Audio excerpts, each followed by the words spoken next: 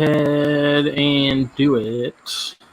And Phil and Jake, I reckon, will be on momentarily. But because I'm all about punctuality, kicking it off at 9. But now I have to share the link around to make sure I get it out there. Oh, I got the email.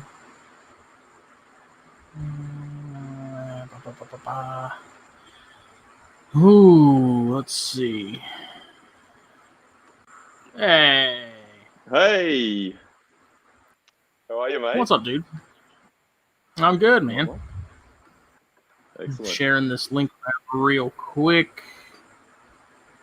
so people know what's happening. Phil should be here any minute. I have no idea. He's fashionably late all the time. So. He's probably pouring himself an extra large gin. Probably.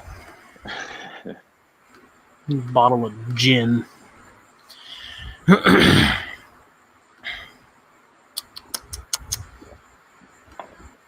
So is there a way for me to see the chat? If you're on a phone, yeah, it should be. I'm not sure exactly. I've never really used it on a phone, so I'm not sure how exactly it works, but it should be there we go. Available on there somewhere. But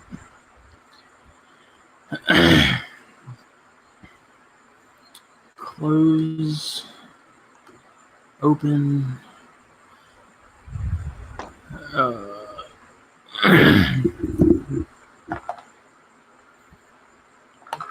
Jeff's here. My coffee is kind of cold. Melted all the ice cubes. Hot day there today? Dude, it's hot every day, man. God. It's brutal. So, okay, this is something I actually have been, like, it's been bugging me lately. I gotta know answers. Do you guys have Christmas in the summer then? Yeah, like, smack bang in the middle of summer. Do you guys do like a tree and everything too? Yeah, same thing. That's gotta be so weird. God, I can't even wrap. Like, there was one year we had Christmas and it was like mid-70s, and that's probably the warmest it's ever been here as far as like December goes. But I can't freaking imagine it being like this and being like, yeah, we're gonna go celebrate Christmas, and got Christmas music that talks about like snow and all that stuff. And yeah, we don't wear those Christmas sweaters. That's crazy. We're I mean, obviously you're not gonna celebrate it any other time, but I was always like, that's got to be so bizarre. Yeah, I've always kind of thought it'd be cool to have a white Christmas though. I'd like to go overseas somewhere in the Northern Hemisphere and do that one day. But no, very hot. So we all usually have a barbecue or something and eat prawns, eat seafood. That's and, weird, man. Drink a lot of beer and that's Christmas for us. It's freaking ham and turkey here everywhere. There he is. There he is. Hey. What are you smoking on tonight there, fellas? I got the Rocky Patel Sun-Grown Maduro. Ooh, those are good. Excellent. That's definitely one of the best Rockies out there. Yeah, I've not had this stick before, so. Oh, it's good. I was trying to think of the most American shit that I could because of our international show tonight. Or today, because Jake's in the fucking future. Crazy. Box press Jericho Hill. Ah, so jealous. So you guys, I mean, Phil, I know you know my overall hatred for Gurkha, but these Cellar Reserves 15-year are really, really freaking good. Show me the band. Let me see that thing. Oh, nice. And then as a backup, Romacraft Aquitaine Anthropology on deck. So Jake, let me ask you, not without getting too personal, but how much did you pay for that Rocky Patel? This will set you back $35. Whoa! Yeah. Oh, that hurts. Tobacco gets the absolute fuck taxed out of it here in Australia. So I think if you buy cigars from overseas and ship them to Australia, customs will usually seize them at the airport. They'll weigh everything, and then you'll get a bill in the mail that says, okay, for your cigars. And I think it works out. It's like $20 for like a Robusto size cigar or something. So Wow, like an extra crazy. $20 on top. So and then you pay the bill, and then they send your stuff to you. So you basically end up paying it no matter what. Yeah. So if you want to, if you're like want to come home from work every day and and unwind with the cigar, you got to have deep pockets to do it. Every day. I sort of might have one a week or something on a Friday night just to chillax. That's crazy, man. We've got a lot of states that are like that though too, like New York and Georgia, very high tobacco tax, and they do it on purpose because they're kind of those nanny states that are, they know what's best for you. Of course. Yeah. And so they're gonna, no large soft drinks in the gas stations anymore. No flavored cigars. Yeah. I feel a packet of cigarettes here will cost you about $48. Yeah. Well, hold on. Well, this is all like in the context of. Let me see what the exchange rate's not that different though. A U.S. dollar is damn near identical to the Aussie dollar, right? No, not anymore. Now we're really? like, your dollar shits on our dollar. We're like 60 cents US at the moment. Really? Okay. One US dollar is 1.39 Australian dollars. Okay. Yeah. That's still, that's a pretty good bit. So like $5 for us is $6.97 there, but 50 is $69.72 there. So you're looking at like a 30% markup from what we usually pay. Yeah. 40% actually, almost. If you round it down, it's technically 39, but that's nuts. Okay. Yeah, it's an easy way for the government to raise a lot of money because no one's going to give a fuck about smokers. Who feel sorry for people that smoke cigarettes. So now let me ask you this. When I plan my cross-continental tour of your beautiful continent, can I bring a carton of cigarettes with me or no? Yeah, so when you're coming into the country, I think you're allowed one carton. Okay. That's your freebie. So when you leave the country, you can buy like duty-free, so no tax cigarettes. So I used to smoke cigarettes as well, and when I went overseas, once I loaded up before I left, and then on the way back in as well. Okay. All right. Well, I'll make that carton count then, right? Yeah, and you don't want to buy cigarettes here if you're American because the tobacco has a different flavor. I think like American tobacco, and I think they smoke that sort of tobacco as well in Europe. It just has a different taste. Australian tobacco tastes a lot different. So you like a Marlboro in Australia tastes completely different to a Marlboro in the States. So Interesting. I know my dad. Yeah. My dad for work was going down the Caribbean a lot, and he would do a ton of duty free. He's a Marlboro man, and it's funny. For the past 30 years, he's been getting those fucking Marlboro points so that he can get a free trip to the Dude Ranch, and he's never won. So I think it's hilarious. I'm pretty sure the Marlboro Cowboy is long since dead, probably of lung cancer. But when he goes to the Caribbean, he usually buys cartons down there duty free, and like he'll get so mad because like it won't be American tobacco or like Central American tobacco. It'll be like from St. Croix, or it'll be from Martinique or whatever, where they happen to have tobacco growing, and they put the Marlboro sticker on it. And he even got to the point where he could tell by the wrapper texture which one was which. And I'm like, well, that's dedication, Dad. Another really weird thing about Australia is so I reckon we're the biggest nanny state country in the world.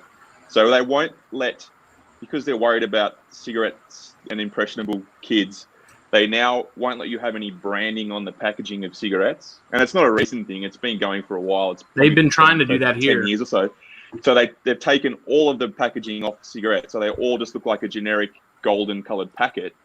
And then not only that, they went one step further, and they, you know how you have like the warnings on the cigarette box that says, you know, warning cigarettes cause cancer. Not only do they have the warnings in text, they now have these grotesque like pictures of people in hospital beds. Yeah. You know, pictures of lung cancer and diseased it's organs. brutal. Yeah. It's fucked up.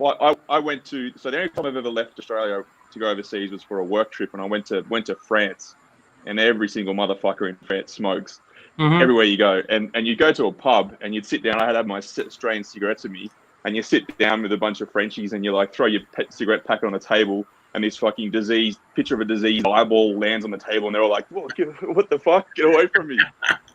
That's awesome. So yeah, it's That's weird. awesome. So Justin, did you introduce Jake or no? I have not, because I had to get something very important out of the way, and I had to ask him, do they have Christmas even though it's summer, and they still listen to Christmas music that talks about snow and it's weird. Like it's almost Twilight Zone-esque to me. But so you still, yeah. So you still have like all the Christmas like iconography, like pictures of snowmen and shit, and then like it's boiling hot outside. The cicadas are like really loud, and you know everyone's having outdoor barbecues, and it's a trip. It'd be weird for you guys for sure. I mean, I lived in Hawaii for a little while, and you don't get a winter there, and it was pretty warm, and it was kind of bizarre, but everywhere here, palm trees. Everyone lights up the palm trees, so like I'm kind of used to that. You know, I'm just used to at least some winter-esque weather. You know, even though it seems like it's hitting here later and later. Like we don't get really cold weather until like January. Yeah. Shit, it'll be Halloween. It'll still be like 85 here. Well, it's funny because I remember when I was like 16 or 17 down here is when I had my first rainy Halloween. And I was like, man, why is it raining on Halloween? And then I realized it's the end of the wet season. Like, it's going to rain every October 31st. It's just going to happen. Get over it. So, like, then you alter your costume to not be so... I mean, I'm an adult now. I really don't go trick-or-treating. You know what I mean? But you alter your costume that way. If you have, like, face makeup on and stuff, you're obviously going to get wet. What was the lamest Halloween costume you had as a kid? The lamest? Like the least... the goofiest. The goofiest? When I was a kid, I loved Dragon Ball Z. And there's that one character, Piccolo, who's neon green with a purple... Please tell me there's pictures of that floating around somewhere. Oh, I got yeah, I was like 12 with all the green face paint and the pointy ears and the big giant shoulder pads because we had like a big cape. I remember that. I was a street shark. Were you? Did you have the big giant head? I was Great Bite, yeah. I was the great white one. My mom made it. Had the muscles and everything. Nice. Jake, do you guys do Halloween or no? Yeah, it's weird. Just in my lifetime, it's gone from no one celebrating Halloween to now, like my kids growing up. Now it's becoming a little bit more mainstream. It's sort of it's probably like 50-50. Half the population are like, man, we're becoming too Americanized, and then the other half like really love it. I reckon it's cool. My kids love it. Yeah. They get into it. Cool. The American way, man. You just go door to door getting free candy from strangers. Pretty much.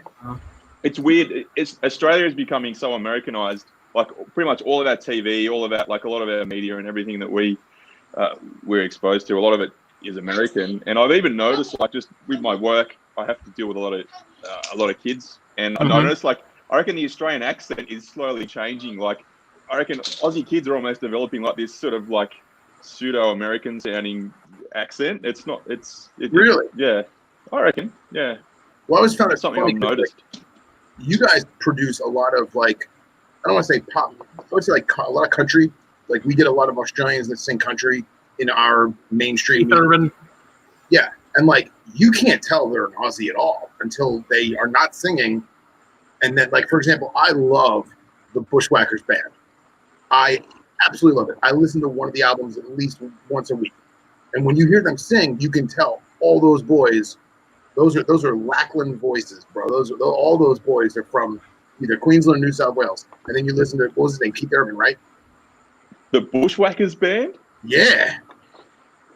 Never heard of him. You ever listen to Carnival? Remember the Bushwhackers, the WWF wrestlers? No, man, the Bushwhackers band. It's like 1977. I'm not familiar with them either. That's probably why. It's classic rock, man. You're old. I'm not old. Jake, how old are you? 38. Oh, thank God. Finally someone older than me. Sorry, Jake. But yeah, man, dude, you like classic rock, man. I would have thought you. I mean, you know what? Come to think of it, it's very folky. It's like a harder version of Simon and Garfunkel. Okay, shit, and they're Aussie. They're Aussie. You remember? All right, people know the song from Jaws, "Farewell and Adieu to You, Fair Spanish Ladies." No. No, okay, it's a famous maritime song from like the Swing and a Miss. It's a famous maritime song from the like 1700s, and it's about Spanish sailors who are out on the boat, and they're saying farewell to the women they love, and blah blah blah. And they sing it in the movie Jaws. The one scene when Quinn's drunk and he's like, "Farewell and adieu to you, fair Spanish ladies." Remember that?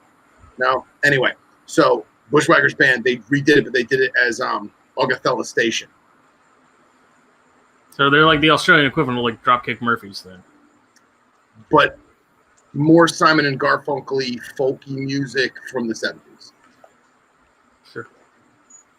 What about Carnival? That's another one that's Australian that's gotten pretty popular, especially over here. Who's that? I'll have to see Carnival. Oh, with a K. Carnival with a K. Yeah. Yeah. They have an album that's just absolutely outstanding. Like all the instrumentation's just so good, and the mix on that album's amazing too. It's so well produced. It's ridiculous. AC/DC, they're the quintessential Aussie band. Yeah, but the problem is that they're so overplayed that I don't want to hear them. Like I have mad respect for them. But they every single time there's a barbecue. I feel like they're almost more of an American band than they are an Australian band at this point. Oh, wow. Kind of, yeah. Absolutely. I prefer their old stuff with the original singer, the Bon Scott stuff. Mm-hmm. Bon Scott was the man, dude. Hell yeah. Wow. But I think the best thing to come out of Australia and come our way is Margot Robbie. Thank you. She's pretty easy on the eye, isn't she, old Margot? What's funny is I have a good friend who does guns for movies. That's actually his thing. And if it's an action movie, within the past 15 years or so, there's an 80% chance that he did all the guns for it. And he's based out of Toronto. And he said that when they were doing Suicide Squad, there was one day when I guess there was one scene with her coming out in like the tiny little lingerie with guns or whatever. And the only guys that weren't halting production because they were staring were the gun guys, because the gun guys are worried about her fucking shooting somebody. So he said that they kept having to stop production, and the director included was like, rewind that back. We got to do this again, because they're so enamored with her in the skimpy outfit that they literally were halting production. I mean, like attractiveness aside, she is actually a ridiculously good actor. I mean, you look at Wolf of Wall Street, like when you're Australian, you have that accent, and you now have to do like a New York accent. Yeah. Like, and I mean, that's like about as heavy as an American accent gets, next to like a really, hard Southern one. But where's Dan? Where's Dan? We need to get some bridge and tunnel shit up in there. Yeah. Is your accent, Phil? Is that a Jersey accent, or are you like? So I have hints of it. Well, no. So I have hints of it. And it's funny because when I go up north to like visit family and whatnot, I pick up a few choice things, but I haven't developed that Jersey accent. So like Owen and Eric and those guys, they have that quintessential East Pennsylvania accent, and like I don't have that. My mom has that because she's from Philadelphia, but I don't have that. And I think because my accent is so normal that it helps me do other people's accents even better. If that makes any sense? Yeah, kind of, yeah. To me, you sound like, what I would think a Jersey accent would sound like. Like the dude, the dude off Futurama, that guy that crops up every now and then, he's like, he's just like a he's not one of the main characters. He's just like the go-to. Like he has like a really. I think he's Like like a Jersey accent. The fucking He's got like a real. Yeah, like a really gravelly. Yeah. That's actually there's. Well, to say Brad's right. We need to introduce Jake because we still haven't done it. Yes. Introduce him. Aussie Jake. Jake. His Mr. Jake Hansen. The brother Aussie Jake. Jake. That's right. He's a cigar guy, even though he unfortunately pays a painful amount for them. Yeah. But yeah, I mean, what are you keeping right now? What do you Shit. My collection is very very eclectic. I have a load of different stuff and all different species. So I have everything from lots of little skinks. So I like skinks, a few little different dragons, fair bit of venomous, some pythons, and we don't have too many colubrids here in Australia, but I keep the night tigers, the brown tree snakes. Oh. So I got a little group of those. Just went from 6 to midnight. I just like a lot of different stuff, and I keep stuff that interests me. I don't so much breed a lot of stuff. I just like to keep animals and just observe them and. Fuck yeah, he's one of us. He's one of us. Hands down.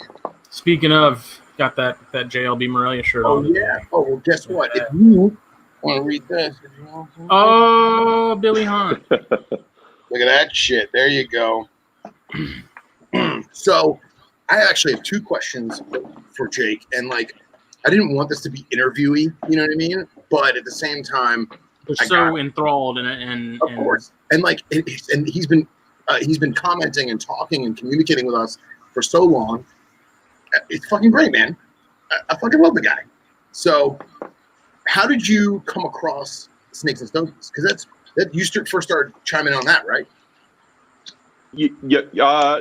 So I'm a bit of a fiend for any reptile podcast I can get my hands on, because I just want something to listen to when I'm cleaning the snake room or just chilling out at home and that sort of thing. And I live in a country town, and I live in a town of like 40,000 people, and I think I'm probably the only herper, the only proper reptile keeper. There might be people that keep a bearded dragon or a carpet python, but there's not really any reptile keeping scene here. So kind of podcasts are sort of my outlet to listen to other people talk about reptiles. And so it started out when I started listening, and there was pretty much only NPR, and then I think after that, Port City Pythons, I think Joe's podcast cropped up, and I think not long after you and Jake started doing one, and I pretty much started listening to you guys from the get-go. And then when you started doing Snakes and Stogies, I was like, I'll check this out, because I'd heard Phil talk before when you guys did just one of your normal podcast shows with Phil. And I thought this guy, I like the cut of this guy's jib. He sounds like he knows he knows what he's on about, and it wasn't entertaining to listen to. So I was like, awesome. Anywhere where there's anyone talking reptiles, I'll be there. I'll give it a listen. And fucking love it. So part 2 to this is, tell us about your rescue thing. Okay. So. Yeah, again, so where I am, it's a rural town, and there's no one that does any snake. There was no one at the time doing any snake relocation or catch and release or anything. And so I got sick of hearing about people fucking clobbering snakes with shovels, and I decided to put in and get so you need a license here to do anything. You need a license here to fucking take a piss, because like I said, we're the nanny state, so you've got to have insurance for everything, you got to have a license for everything.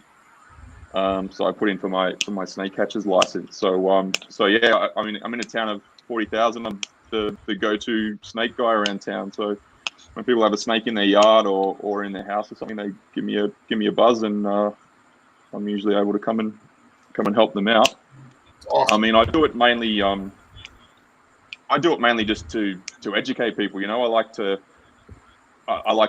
catch the snake and show them the snake and talk to them about it. And, you know, in the hope that maybe next time when they do see a snake in their yard, they'll think, well, you know, when that snake catcher came and when he was handling the snake, it wasn't trying to bite him. And, you know, he told me that, you know, if I wear shoes and boots, you know, they got, you know, a brown snake has very small fangs and it's not likely to bite me. And, you know, that brown snake wasn't actually there to eat my chicken's eggs or bite my chickens. You know, it was there to help me with my rodent problem. So yeah, maybe I should leave it around. So that's the hope, that eventually people won't need me. You know, they'll be more accepting of having snakes around. Because I mean, it's a very strange relationship though that you guys have with the wildlife there, because you have so many toxic species. Yeah.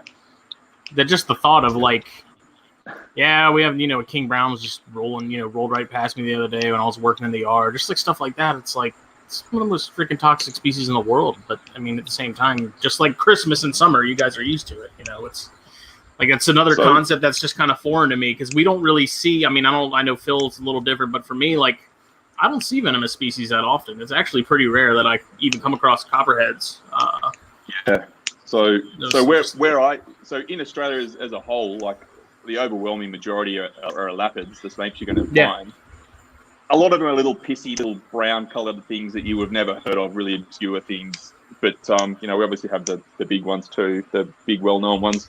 But, like, for example, where I am, I'm in inland New South Wales. So if you drive about 3.5 hours straight west from Sydney, you'll hit where I am. And there's not a single non-venomous snake here. Every single snake you encounter has the potential to kill you if you're bitten. So we have the most common snake where I am. So we're funny because Australia's pretty flat, and where I am in inland Australia, it's very flat. But I'm on we're at quite a high elevation, so we're sort of almost like sort of sub-alpine sort of area, like it snows. So we get a lot of what the Australian copperheads. Don't know if you guys are that familiar with them. Yeah, I'm familiar with those. I know Phil is too. So they are the most common snake I catch. So I catch an absolute shitload of those, and they're pretty cool. So they tend to be pretty chilled out. Yeah, and then second to the copperhead is the eastern brown snake. That's the other common one I get, and I mean they're fucking everywhere. Like, they're just ubiquitous. Like, it doesn't matter where you go, you're basically never too far away from eastern brown snakes. And this is straight textilis? Yeah. Okay, and then your coppers. So, of the superbus, is it all just superbus, or is there like? No. So, yeah. So you've got. There's actually 3 species of copperhead. There's the highland copperhead, which is the one that I get here. Okay. And they're found at high elevation, pretty much the coldest high elevation areas of New South Wales and part of Victoria. You'll find those. And then when you get down to Victoria and Tasmania, and I think a little bit of South Australia, that's where you get the lowland ones. That's superbus, and they're a bit bigger. There's a pygmy copperhead that's in South Australia. Oh wow! Is that the pygmy mulga, or is that different? Completely different. Yeah. So the pygmy mulga is not a species. I don't give a fuck what Hosier says. Just because it's in Papua New Guinea and just because it's smaller, it's still fucking Australis. Because I remember Al Koritz had one at one point or something. Yeah. I think, years ago. But it's an interesting little worm. We used to get PMG shipments at Strictly. But that's awesome, man. 3 different species. I had no idea. I thought they were all the lowland. I thought there was only one too. So if I go herping around here, I'm only going to bump into highly venomous snakes. That's all we have. There's no. You don't have any carpets? No. So I can go probably about. If I get in the car, I can go about an hour west, and you can find inlands. I can drive probably about 2 hours east, and you can find diamonds. But where I am, I'm in this sort of middle area where it's too cold for any carpet snakes. And all we have is elapids and the highly venomous ones. You guys have, I guess, the highest elevation, the highest mountain in all of Australia is by you, right? No, it's down. It's further south, so it's Mount Kosciuszko. That's okay. Yeah.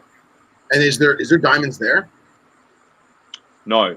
So no diamonds. So all you get there is, again, copperheads and tiger snakes.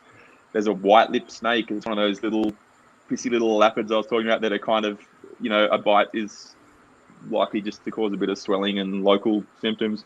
And then they get brown snakes, I think, not right up high on the mountain, but I think around that general area too. Awesome.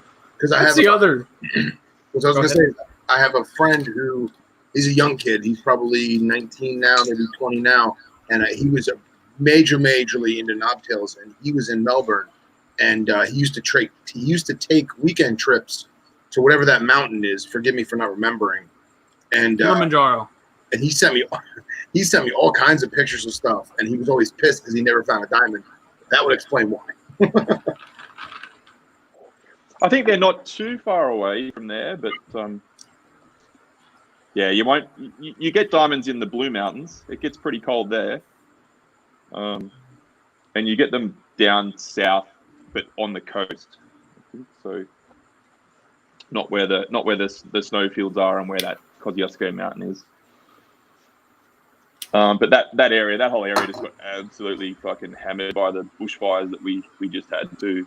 Yeah. And that's where you get those little, the crobbery frog. You ever seen those little yellow and black frogs? Oh, They kind of like look a little bit like an Australian dart frog, kind of. Mm-hmm. So that's the only place in the world where you'll find those. Mm.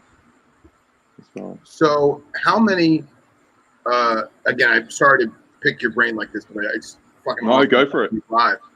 How many of those smaller bullshit species of elapids, the little guys, how many of those are actually potentially dangerous to humans? The wannabes. Well, there's ones that most Aussie herpers would consider as a harmless bullshit species that you could pick up, and if you got bitten, the worst case scenario would be a bit of swelling and like a wasp bite. But there's actually records of people dying. Like there's one of them that's called a little whip snake that's down in I think it's in some parts of southern New South Wales, but in Victoria you find a lot of them. And some pretty experienced herper not so long ago, he died from a bite of one of those. Wow. One of those little whip snakes that most people would just scoff at and pick up without a second thought. It's a Presenia. No, right? No. I can't. There's Parasuta. What are they? Pseudo. Everything's pseudo something over there. Yeah. And then I think Pseudocrotalus. And then I think they just had that little Pseudo genus just had a taxonomical revision, so it's always in a state by of flux Hoser or and by always like an changing, actual scientist? Actual scientists, yeah. Okay, People that don't. Have you seen his YouTube videos? His old ones, he's yes. Like shirtless. He looks like this Putin from the camera. Hey, Snake Man, he's fucking deranged. That guy. Didn't he run for mayor? I don't know what he's just a troll. Like his life is just trolling people. Like I don't even think he's that serious about the taxonomic stuff. I think he just does it he knows it'll ruffle feathers to get a reaction. He'll like sue everyone at the drop of a hat for like even hinting that they're like a snake man. Like he copyrighted the name Snake Man, right? Yeah, but then someone fought back against him in court, and apparently it's such a generic term you can't lay claim to Snake Man. Right. So I think he had to pay court costs and that sort of thing. But yeah, he's weird. He's deranged. Like, and I think he might have at some stage had some semblance of a brain and was actually a pretty cluey, intelligent guy. But I think he's just kind of lost the plot. You see that he's got some the thing about him, like I don't care about the taxonomy stuff. I think a lot of it's just sort of mildly amusing because he's such a troll. But the thing I really hate is his exploitation of animals, like his venomoid stuff. Have you ever seen any photos of how they do that surgery? So I've seen pictures of him holding handfuls of death adders. Yeah. So it's not done by a vet. I think he does it himself. And there's photos of like a wooden board. And the snake, they're using rubber bands to hold the snake down and just doing it. No anesthetic, just straight in and whatever they do. See, wait. So, like, that's completely okay. But if you want to go, like, take a picture or move a snake off the road. Like, isn't that exactly? Like, you have to have a permit to do that, right? Like, they don't even if it's dead, they don't want you moving it.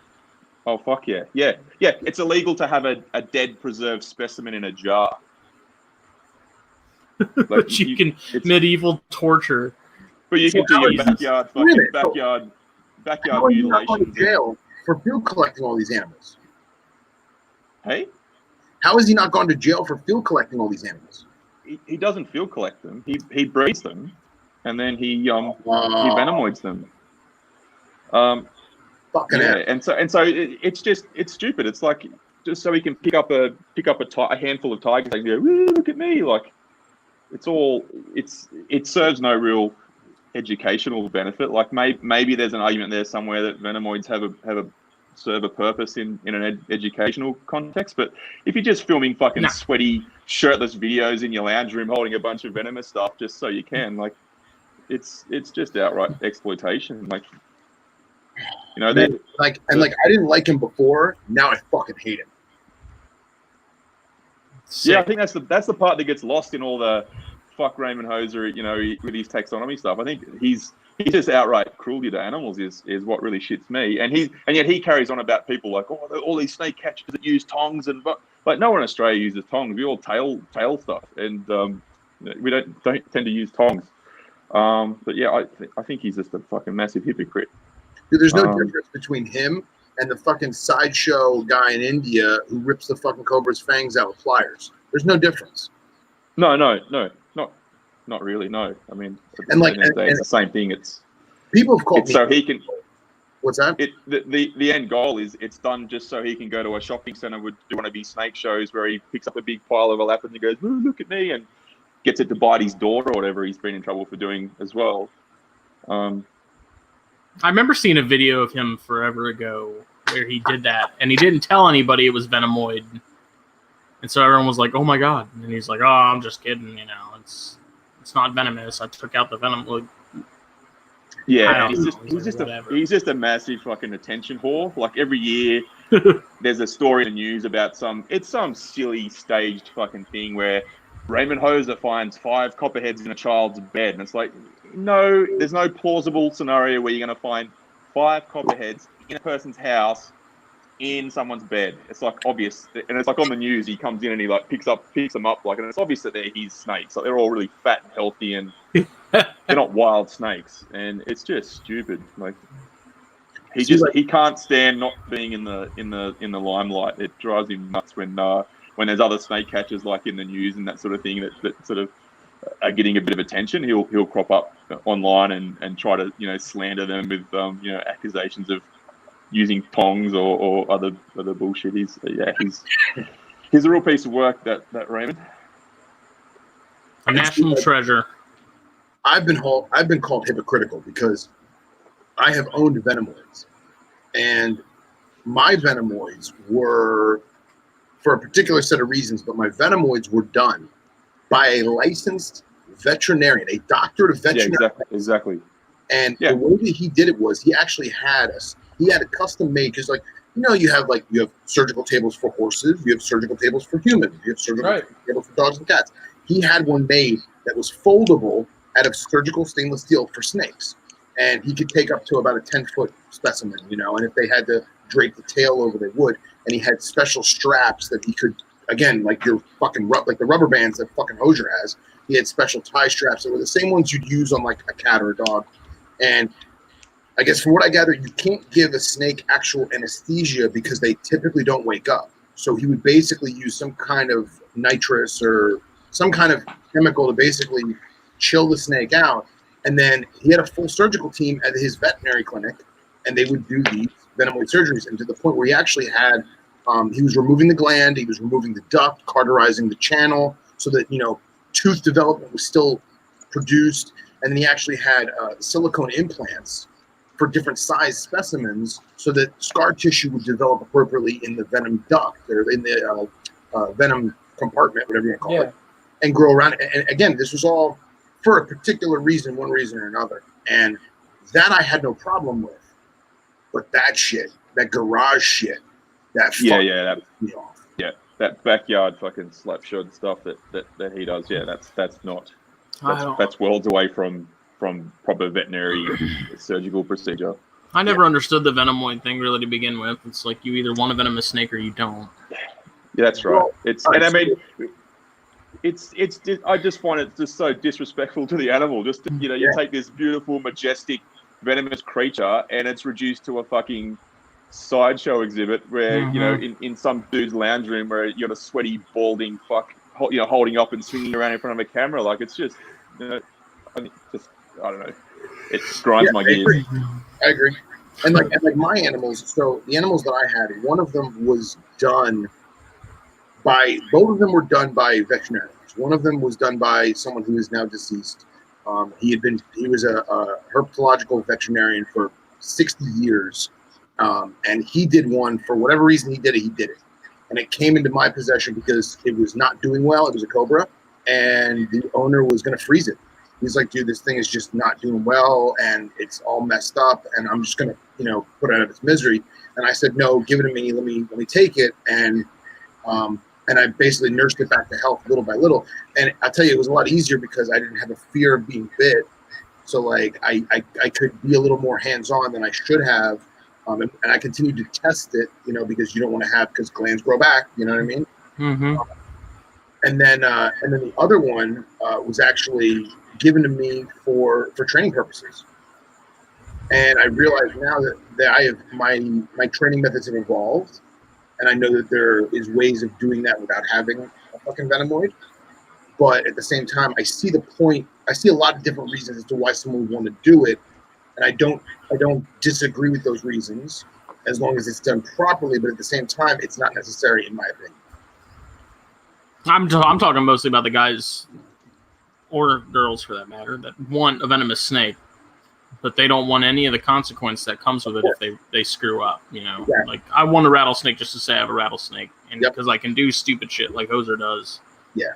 Or if you're going to have a venomoid and it's for educational purposes or something, at least treat it as though it's still a venomous snake. Exactly. Don't fucking swing it around and drape it over your face and over your neck and that sort of stuff. Like that's just bullshit.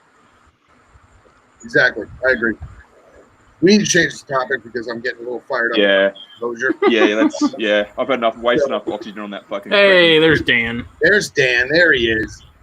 Dan, we were just talking about earlier. We were talking about accents and how apparently mine is Long Island, stereotypical New Jersey, and we were saying we need more bridge and tunnel people in this chat. So,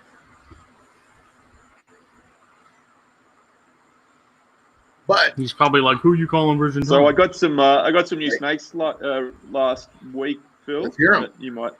So do you guys know about? So again, everybody knows all the really popular, the big, heavy-hitting Australian elapids, the brown snakes, the tigers, the taipans.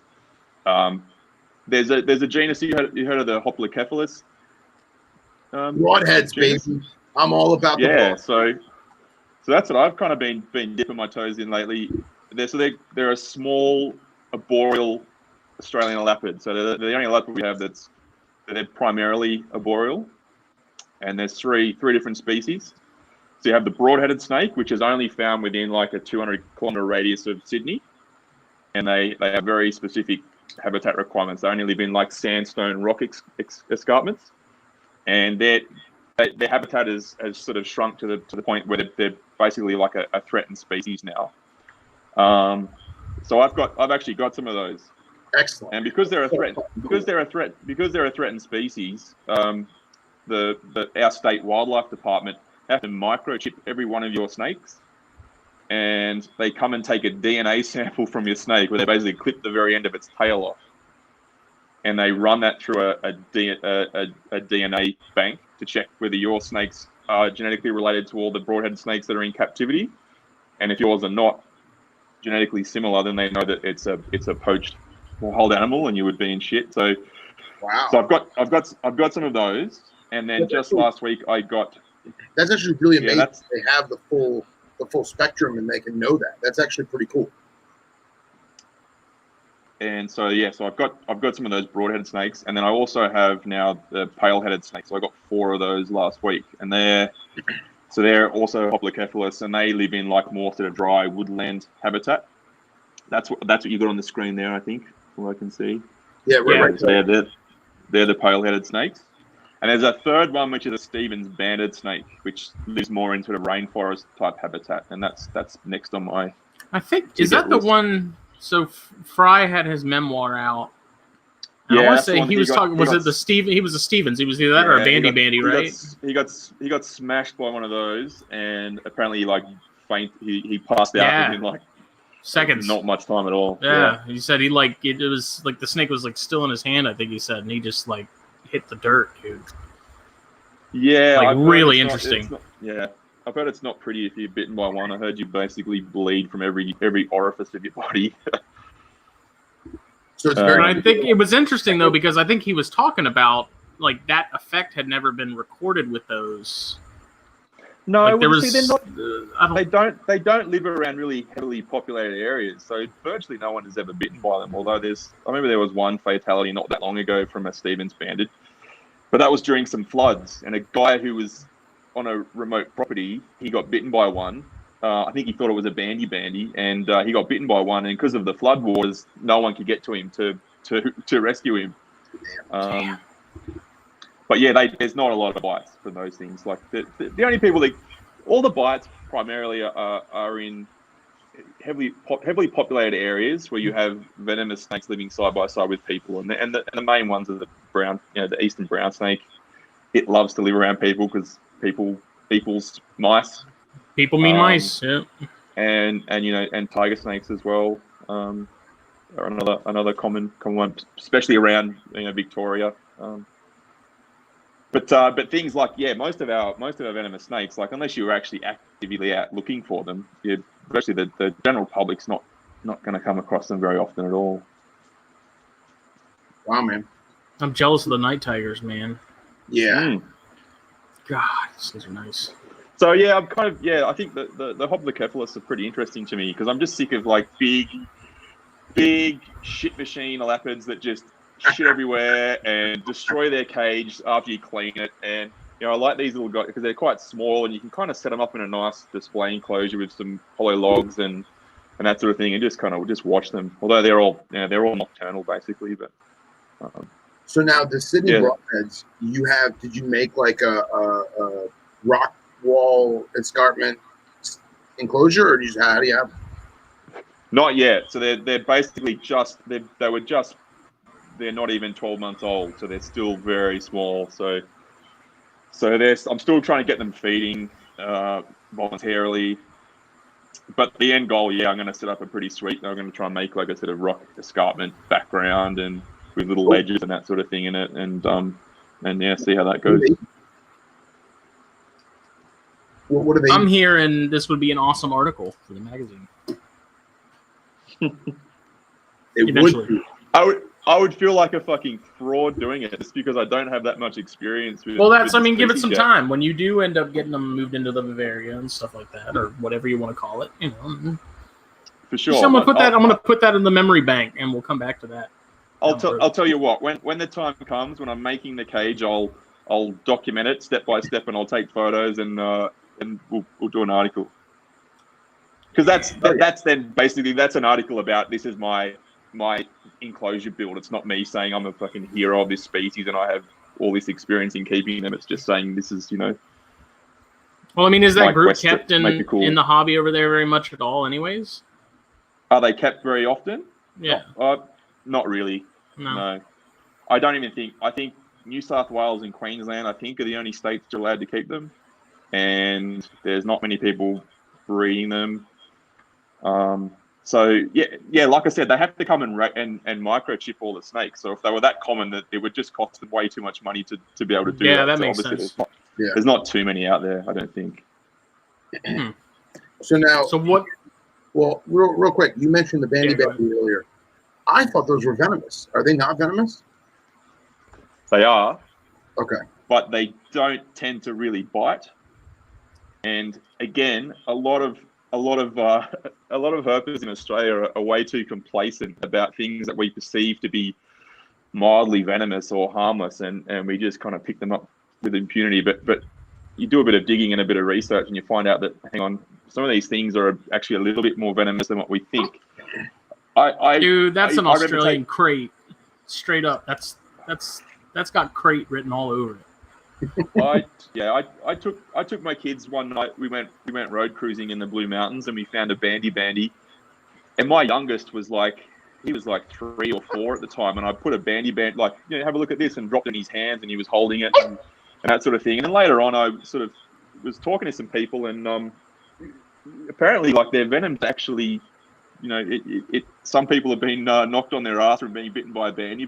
So, that I was very, very negligent that day, and letting my kids, handle this snake. Having said that, I'm not the only person that's done it. I've seen heaps of photos of children holding them. That's bizarre. Like, it looks like a crate, but it's also shaped like a coral. Yeah. That's... They're fossorial? So they only eat blind snakes. That's all their diet is. Wow. Is blind snakes. Okay. It's like a cow king and a fulvius had a baby. Yeah, right.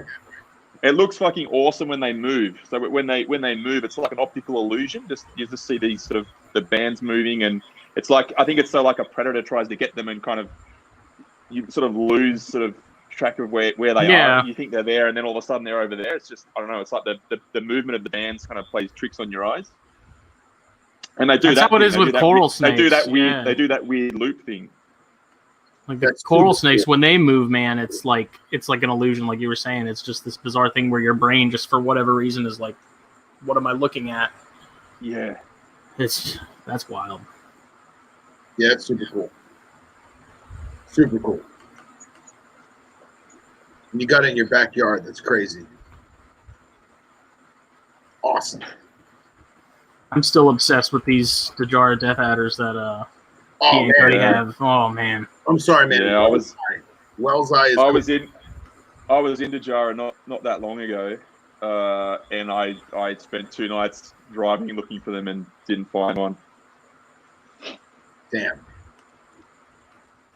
They have the hypos, I think. So I went from New South Wales. We drove across through South Australia, up to the Northern Territory. We did all Uluru and Ayers Rock and everything, and across through central West Queensland and back down. And that whole trip, it was so fucking hot, and it was so dry, and we saw very little snake fauna. Like, we saw heaps of geckos, heaps of lizards, heaps of monitors. Fuck all snakes. Yeah, it was a bit disappointing. It was my first big trip, out in the outback, and it's just so dry. I think you got to time it right, so that you've been just after there's been some rain. Yeah. It's just nothing was out and about. I found an ollie python in Queensland. Found a roadkill mulga snake. Couple of little lapid things, but yeah, Stimson's python. But yeah, that was it. So very little snakes. It still sounds like an awesome trip. Oh, it was unreal. Yeah, I've never, like, Australia's a big country, and I've seen fuck all of it, really. And this was, me and my dad had always, ever since I was a kid, we're like, oh, we've got to go on one day, go on a big trip out west, and we just sort of, could time it right. So last year we both sort of had holidays, and we sort of planned for it, and we did a trip. So yeah, it was my first time out there, and it's definitely not going to be my last. I busted to get back out there. Oh yeah, now your kids are getting older, and now it's the perfect time, Well, while they still want to do it, right? That's right. Well, they're still not too embarrassed for me to be seen in their company. Yeah. Right. For sure. Let me ask you: was when you went to Uluru, was it closed or was it open? Climbing the rock? Yeah. So I didn't realize that they were closing it down, and it was lucky because we planned our trip about a year out, and we missed the closing by a week. We were a week after it shut. Wow. If I had inadvertently planned my trip a week earlier, we would have got there when it was closing, and when every fucking person and their dog was there trying to climb it before it closed. It would have been so fucked. There were so many people there. When we went there, it was just deserted. There was hardly anyone, so it was good in that respect.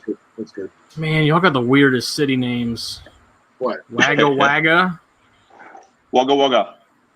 So in the Aboriginal language, when you say a word twice, it means place of many, or there's lots of them around. So Wagga means crows, like the bird, the crow. So Wagga Wagga means many crows. And Geelong. Geelong, yeah. Jesus. Warnham. What the hell? Warrnambool. Warrnambool. Woolloomooroo. I got to say, this cigar burns terribly. I have to keep.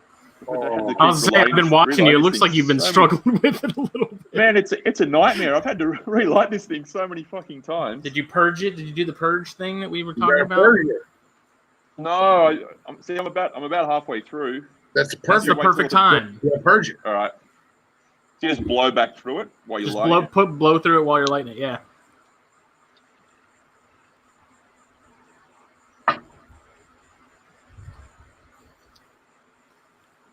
Man, I want to go to the Cape York and see the freaking Aussie green trees, dude. Yeah, that'd be great. We've been so enamored with Jake that we keep forgetting that the people actually commenting here. So, like, Thomas says, does anyone keep bandies in the? Oh, assuming it's bandies in the hobby. In the U.S., I don't know a single one that's ever even been in the pet trade in the U.S. ever. No, because their diet's so specialized. You have to have an unlimited supply of blind snakes. I think it has been done. It's definitely not too much of a pain. Yeah, we got some species here that are like that. That just no one bothers with them because they're specialized eaters. So, but I still see some for sale, and it makes me laugh. Like scarlet snakes. Like I'm still amazed people even sell those snakes. The Climacopora or whatever. It's like, what are those gorgeous fucking snakes? I think they're sort of like the rainbow snakes and the rainbow snakes and the mud snakes. Those things are insane, but you those can't things keep are them, cool. can you? You can't keep them in captivity. Their diet is like they're hard. They're tough. Yeah. It's Amphiomas. Sicilians. The mud snakes, the ones that are almost look like a collette's, like an aquatic collette snake. Those just exclusively eat amphiumas.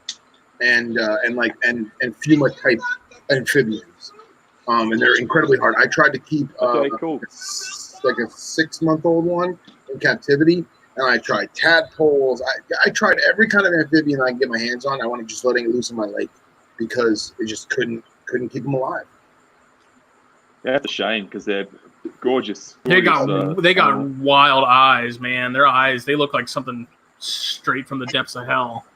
So we always found, like in the springtime, like big 6-foot females, and you just pick them up, and they usually kind of ball up, almost like a ball python, but they kind of like pretzel themselves up just because they're not meant to be suspended in air, Well, they got them little sharp, pointy tails too that they stab you with. They have a tail spine that like just like a cobra, and they will stab you like a cobra will. But it's almost crazy because I've never been bit by one. I don't know a single person that's ever been bit by one, but everyone says, "Oh, don't get bit because it's like getting bit by a pit bull."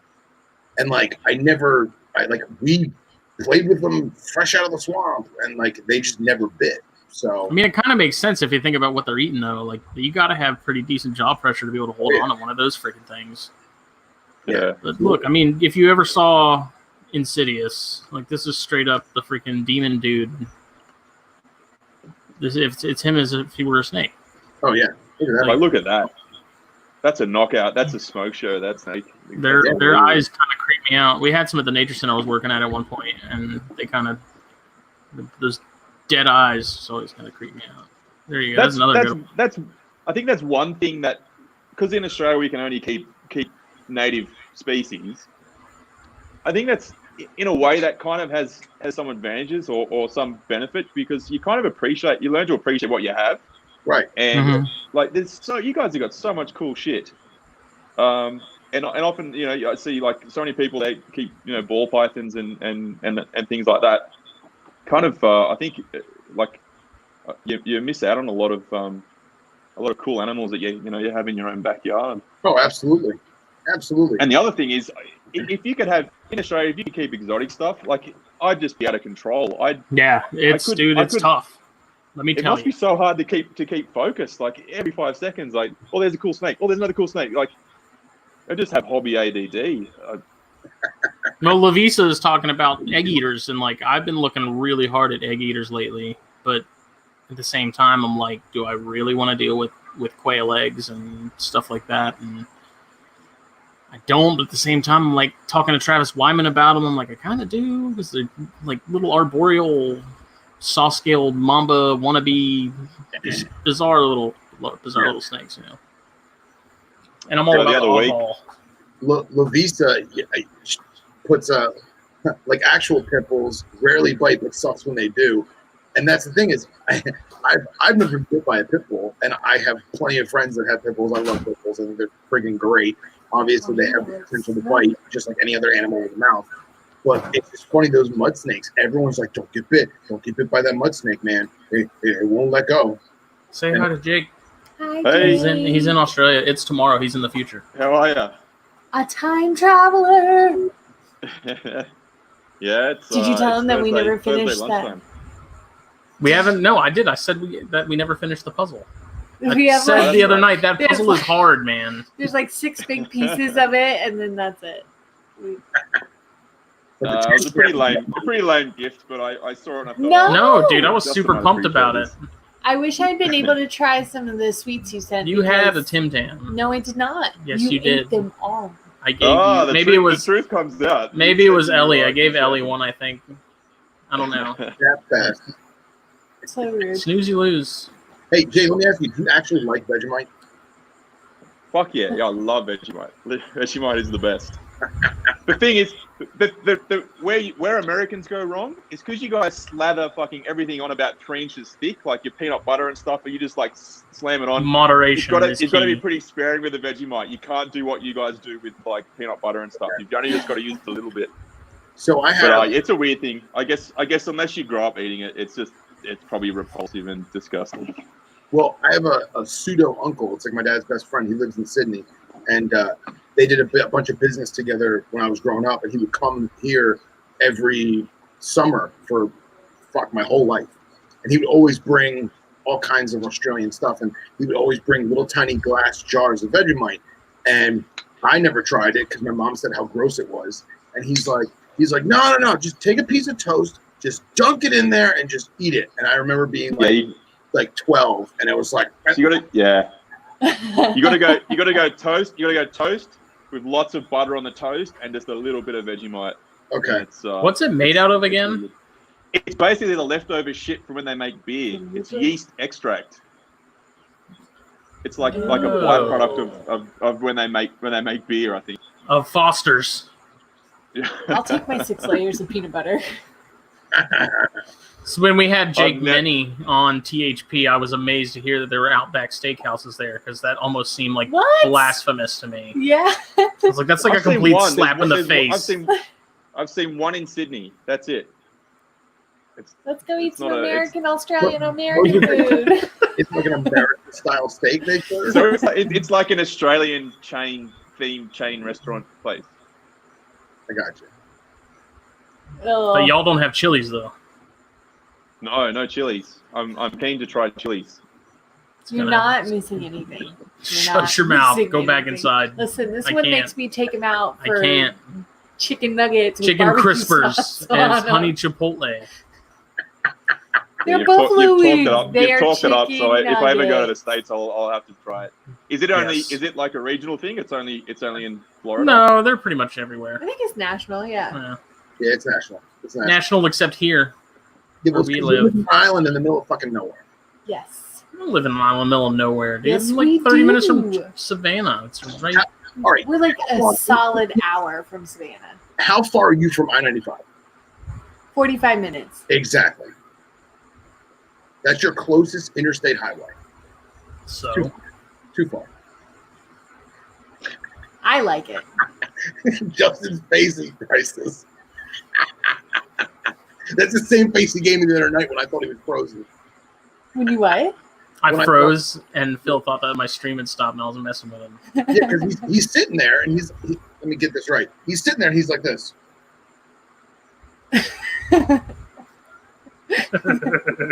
He's like, "You're frozen." Oh, he's frozen. So, You're frozen. speaking of, we talk about the broadhead snakes and the tiger and the night tigers, and we talk about, wide-headed arboreal species. I did a billy today That's I wanted to talk about that because I want to know. Would you like to see my Billy? Yes. Well, that depends on what that is. So I'm going to screen share.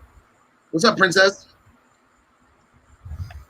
So here is my impulse buy of the week. There it is. Are you for real? I am for reals. You son of a bitch. For those of you who cannot tell by the picture, that is a Boiga Cynodon. Dog-tooth cat snake. The dog-tooth cat snake. Is that yours, Phil? It is now. Terry Phillip, or not Terry Phillip, geez, Terry Burwell just hatched some of those. Oh, did he really? Yeah. There you go. Is it a male or female? I don't know. It is really, really, really thin in the back end, so I'm kind of assuming it's a male. But actually, I found with my Cyanea, you can usually feel those hemipenes. They're so thin, like if you let them go through your hand, you can feel it widen at just before, just after the vent, and you can tell. So you'd probably be able to feel it on that. Okay, so yeah, obviously I'm hoping it's a girl. It's definitely wild caught. It doesn't appear to have any abnormalities in terms of parasites or anything. Its poo looks pretty normal. When we first got it, it ate a couple rat pinks alive. I left them in there overnight and ate them. Mm-hmm. And then now it does not want to eat any kind of rodent. Henry fed it 2 frozen thawed chicks last week, and it scarfed them down. But we've had it for there you go. We've had it for a few months now at underground, and it's just been chilling in the darkness. I've just been leaving alone, and he or she is pretty cool. Like I haven't free handled it. Like you can't see in the photo, but I actually have it hooked on a hook, and looks healthy. It looks good. It's tolerant. It lets me take it out and kind of work with it for like that photo, and then I immediately put it back into the darkness. So yeah, they're usually pretty good about letting you know when they're over your shit. Yeah. And that, like, I went in there to pull some. Oh, by the way, shed. That's actually why I want to buy it. I was like, man, it's shed. The shed came off perfect. So now it's eating, it's drinking, it's pooping, it's shedding, it's coming home with Phil, and when I went back in there to pull the shed out because I forgot to take it out after I put the snake back in, it cocked back and it flattened out its head a little bit. Mm-hmm. But it didn't gape, it didn't pop out its neck. So I was like, all right, I got the shit out, and it was cool. I've come to find that with my Cyanea, it really takes a lot of pestering to get them to gape. Yeah, but usually they just take a swing at me. They're like, whatever, dude, we're skipping the 5 steps of whatever the confrontation. Like we're going from 0 to 60. We're not playing this whole. I'm going to tell you, multiple times how much I don't like you. I'm just going to try and fight you. Yeah. And it's funny, man, because like we get a lot of melanota and dendrophila, and it's ARF with them. Half of them act like this dog tooth where they're pretty chill unless you really start messing with them. Other ones, the minute they see you, it's the escape and the whole show. And oh man, but yeah, I'm happy, and I figured you'd enjoy that as well. Yes, dude, that's such a cool genus. How many night tigers do you have, Jake? Yeah, I was just about to ask that. I got 4. So I've got 2 that are sub-adult and 2 that are basically a little bit over a year. It's taking so long to grow them up because they're so sporadic with their feeding. It's like they're like boom or bust feeders. Like they'll eat like 2 or 3 rodents in a go at once, and then they won't eat for ages, and they'll just show no interest in food. And then sometime down the track, they'll decide they want to eat again. So you just got to try and get as much food in them as you can at the time when they're feeding. It's weird. They just gorge themselves, and then they just won't eat for ages after that. Damn, look at that specimen, man. Dude. So basically, for anyone who doesn't know, these are the brown tree snakes that took over Guam, except these are the pretty version. Yeah. Now, oh my God, dude, that just Jesus. Look at that. Yeah, so they run up basically the whole. They started about Sydney and they run up the east coast of Australia and they go across the top as well over into Western Australia. And the New South Wales and Queensland ones are kind of not that nice to look at. They're all right, but the ones up north are those really nice banded, almost white coloring with the orangey bands. They're beautiful. They're one of those ones that when I was a kid, I used to have a book. There was a guy. He was like before Steve Irwin. There was Harry Butler. And I used to have a Harry Butler book, and there's a picture of him holding one. And ever since I was a kid, I was like, one day I've got to get one of those. And fortunately now they would have some. For more context, this is kind of the sort of the standard Guam-ish look. Most are even drabber than that. They're just big, brown, ugly things in Guam. Yeah. There's one I saw of it looked like it was I think it might have been like a US Marine. I think it was like a woman in camo, and she was American. She's holding the biggest fucking brown tree stick I've ever seen. It was a Guam one. It was huge. But because of the Guam thing, like our government is like mortified of these things setting up shop pretty much everywhere, which is kind of hilarious because outside of like Florida, South Florida, where they're already having problems, I don't think they wouldn't do very well, especially in the winter. Yeah. They are tough little bastards, though. I will say that. I mean, they're tough snakes. Well, yeah. So they range down to Sydney, and Sydney gets. I imagine it's colder in Sydney than it is in winter than it is colder in Sydney than it is where you guys are. Yeah. But, yeah. No, they're one of my favorites for sure. And only I could have some. Well, now, Jake, you have a Flickr account? Yeah, I got. I was gonna say, you just told me what was it, yesterday, the day before when you sent me those awesome videos, which I'm probably gonna post tomorrow. I was gonna say, if you want to pull up his Flickr, Justin, and then we can see are your tigers on there? Excuse me, are your tigers and your night tigers on there? On my Instagram, they would be. Oh, okay. What's up, Dom? Late, fashionably late. Love it. By the way, what's everyone drinking tonight? I was drinking coffee. I saw you. Black coffee. You're on black coffee? So I'm the only guy having Craggamore 12? Yep.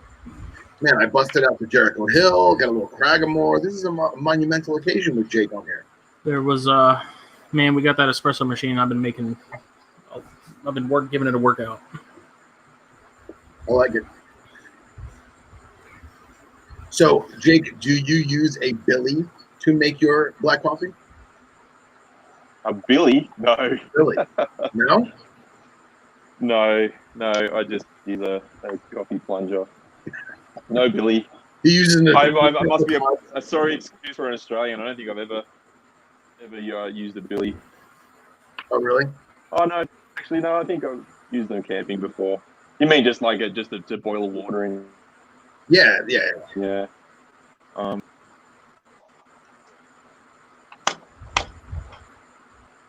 gotta plug this in. I'm gonna lose you guys in a minute. What happened? I had the other week. I had a phone call from a car dealership here, and they just got some cars sent down from Queensland, and they were doing the mechanical inspection of the cars before they put them on the lot to sell. And the mechanic popped the hood, and there was a big coastal carpet just sitting in the engine on top of the engine. So that was pretty cool because I'm obviously not going to see those unless I go up north. So you can't own carpets where you are. Yeah. Oh, okay. Yeah, absolutely. Because I know different territories have different rules. Slightly different laws, but like every state has a different species list of things you can keep. But all the carpets are on our species list. Dude, so I want inland so damn bad. Yeah, they're my favorite. I don't actually even have any, but I like a really specific look. Like I like the ones that are kind of like almost like that bluey, silvery color. Yeah. And the most of the ones I see don't look like that. They're kind of like a bit drab. So I've just kind of been waiting for like the perfect ones to pop up. But I've got a diamond. I've got a Brettles. I've got a pair of Cape York coastals, which are quite nice. They almost look like IJ-ish. Yeah. Or like Darwinish. Darwin Car British. And then I've got other pythons. I've got a roughy. I've got a pair of blackheads. Rough skills are on my list too, but I want I cool. want inlands a little more, man. Yeah, inlands are very cool. Like, there's not a ton of people doing stuff with them here in the States. Yeah, they're very severely underrated. They're severely underrated. I think it's just because they don't, they're not screaming like jungles. They're not. They're just, for whatever reason, they're just one of those species that just never really took off. But I'm currently looking at 100 Australian slang words and phrases, and some of them are kind of disturbing. the best inlands. Some of the best inlands I've seen are is it Justin Julander over there? Mm-hmm. Yep. Yeah, he has some crackers. Those they're really good. If I could find some that look like that, but over here, I'd snap them up in a heartbeat. So I missed the Python talk. Phil, do you have a pair of budgie smugglers? I'm unfamiliar with that, vernacular. You don't rock a Speedo when you go to the beach? I do not. Actually, I doubt you've seen a beach. You must be the palest man in Florida. I haven't been to a beach in daylight in over 10 years. I don't know if you guys are aware of this, but I'm actually trying to do this arm. I'm two-tone. Look at that. He is. He's like night and day, man. Yeah, translucent. Like a gecko. So I've been calling wine in a box the wrong thing this whole time, because apparently that's called a goon. Goon, yeah. That's what you start out drinking when you're a high school kid. You go to a party, you take a box of goon, and you can play Goon of Fortune, where you pin a goon bag up on the clothesline, you all stand around the clothesline, you spin the clothesline wherever it lands. It lands on you. You're the person that's got to take a skull. That's fantastic. Why do we not have that here in the States? That's awesome. And you guys, a strip mall is a bar, right? A what? A strip mall is a bar. A bar? Yeah. A bar is like a place where you go to drink. Right, like a pub, a bar. But I also heard that, yes, I am a vampire, Dom. Thank you. I also heard that you guys have a strip mall. They call it a bar, I guess. Maybe that's a West Australia thing. Strip mall is like a shopping center, isn't it? Yeah. We just call it a shopping center. Oh, okay. Justin's enamored with his Aussie lingo. Is it bogan or boggin? Bogan. A bogan's kind of I don't know what your equivalent of a bogan would be. Not redneck. Not white trash. Like, yeah, kind of. But they're everywhere though. They're not like confined to any particular area or like. But yeah, I mean, most Aussies have a little. We've all got a little bit of bogan in us. Some more than others. So apparently, root also means sexual intercourse, and this website is saying this can really get foreigners in trouble. There are numerous stories about Americans coming to Australia telling people how they love to root for their team. Yeah, we don't. Fantastic. Yeah, rooting is something completely different. So, what do you say when you're cheering for the team?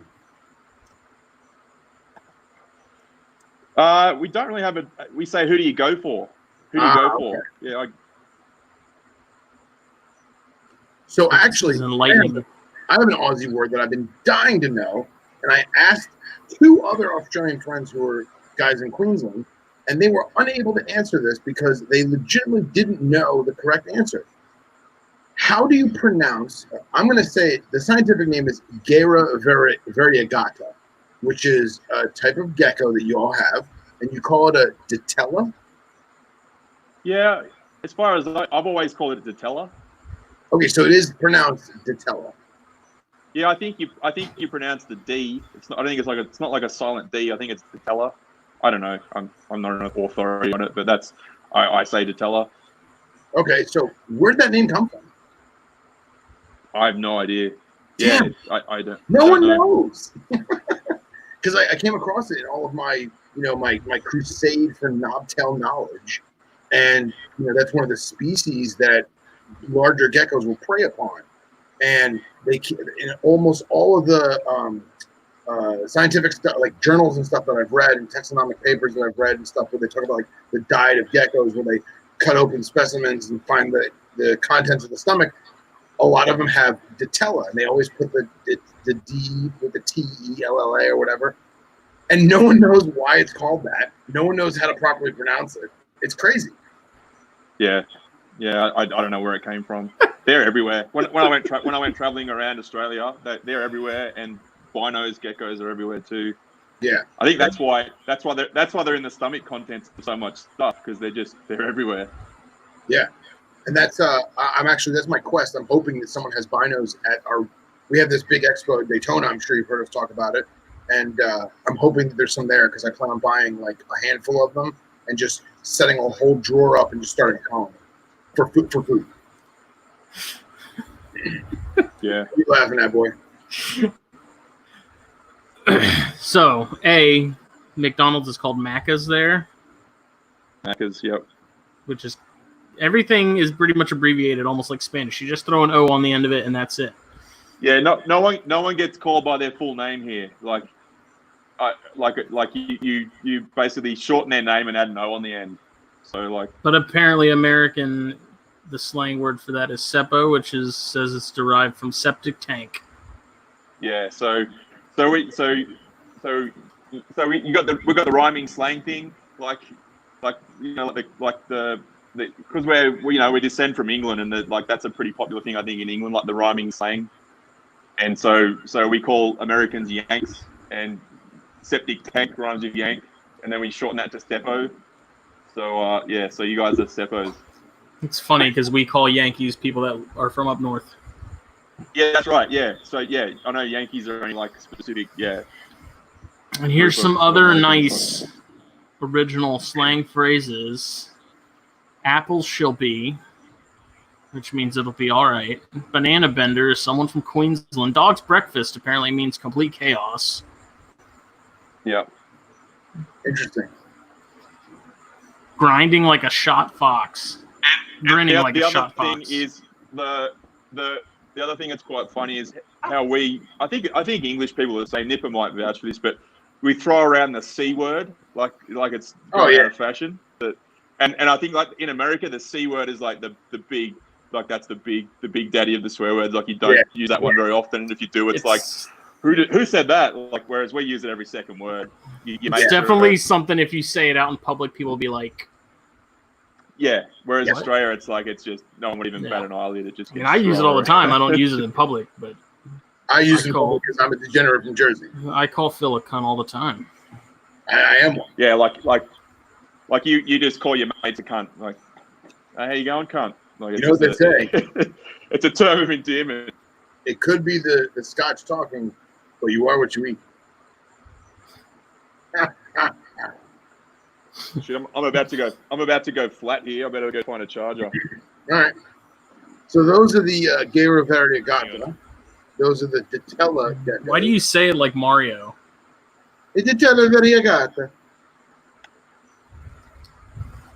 Because if you were to actually say it in classical Latin, which I don't even know if it is, it would be variegata. That's how you would say it. Gera variegata. Slightly slang because I have a cigarette in my mouth. So, the other real question that we need to know is, was Steve Irwin as much of a national treasure as he was here? Yeah. Look, Aussies love to they love Steve Irwin, but I mean, I might be in the minority, but I was never that big of a fan. I don't know. I probably upset some people, but I always found he was carried on like a bit of a wanker. Everyone's entitled to their opinion. He did a lot of good. But I mean, we're quick to shoot down people for sensationalizing snakes and the danger of snakes and things. And I reckon he gets a pass, like a free pass. Like if you watch a lot of his stuff, I mean, I think early on it started out, it was really good, but I think towards the end of it, they were like just being over the top sensational with things like having the snake striking at the camera and adding in sound effects like It was just he was. I mean, everyone's sort of guilty of it. Like it's hard to keep people engaged when it comes to things like wildlife, because most people, unless it's over the top and there's an element of danger there, like most people don't. Yeah, if you're not setting it on fire, people don't want to see it. Right, and that's like the show with crazy sound effects. You know, like a snake would strike. Yeah, so clearly, when a snake strikes, there's no sound, but they'd make the sound. You know. Brian, we've already covered that. I always just found him too over the top. I loved Harry Butler. He was like the before Steve Irwin. He was just a no nonsense Aussie dude. He was like, yeah, he's a snake and hoser. Yeah, we've wasted enough oxygen on hoser today. The Harry Butler had a couple shows that I remember as a youngster, and I just remember that beard and the Outback hat. You know, the traditional Outback hat. But I don't even remember what species he had or whatever. I mean, it was 15, 20 years ago. But yeah, so he was pretty cool. I liked him a lot because he was sort of just no wasn't over the top. Nothing was overly dramatic. It was just like very matter of factly, and just appreciate the animal for what it is without having to portray some sense of danger or anything. When you're interacting with it. I always perceived him as like the Australian mountain man. Like I don't know if you guys mountain man. Like we have like the mountain man, like the big beard and like a lumberjack in the mountains, with the flannel shirt. I imagine him as like an Australian version of that. Like a manly man who wanted to educate people. I think the slang word for that in Australia would be a lumbo. I've never heard that. Right in front of you, boy, right? He'd be a bushy. We call it a bushy. A bushy.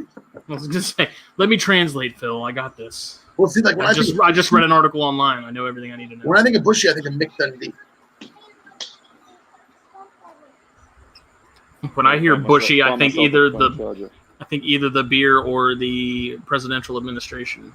Oh, okay. Oh man. I was going to say something about the night tigers, and now I forgot. I don't remember. Oh, well. God, I'm so jealous of that, man. It's pretty awesome. And honestly, those broadheads, when he sets those broadheads up, like I want to see pictures of them now, like how you have them now, and like are they on paper towels? Is there a substrate, Yeah, they're just on paper towel in a tub. That's Paul Hogan, Ryan. I'm going to wait till they get a bit bigger. I don't think he counts as a bushy. He's too trimmed and primed. Maybe. I mean, do Australians idolize Paul Hogan? There's a statue of him somewhere. There's got to be. I'm sure. Or at least a poster. A poster in some bar with a giant stuffed crocodile. I'm pretty sure he's still alive, and he looks rough. Yeah, I can imagine. He looked rough before, like even in his prime. Yeah, but now a lot of Botox, in that face now. That'll happen. That'll be Phil. Anyone who's had even the remotest bit of success in America, where we hold them up in high regard. It's like, yeah, you made it. But yeah, he looks pretty rough now. He looks like a scarecrow, a Botox scarecrow.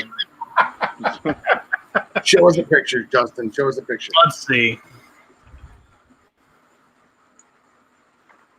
Let me see. I don't know. Give me a sec. Yikes. He does look like a scarecrow.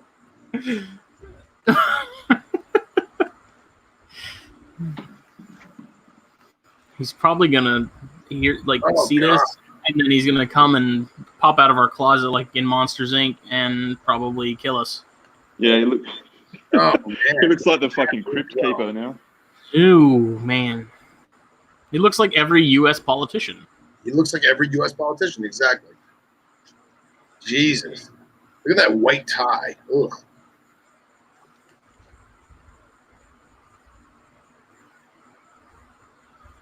Wasn't he married to Linda Kozlowski for a while too?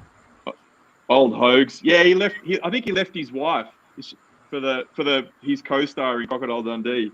She was a stone cold fox back in the day, man. She was stupid hot, man. That one scene with the crocodile. Oh, that scene, the waterhole scene. The waterhole scene. Yeah.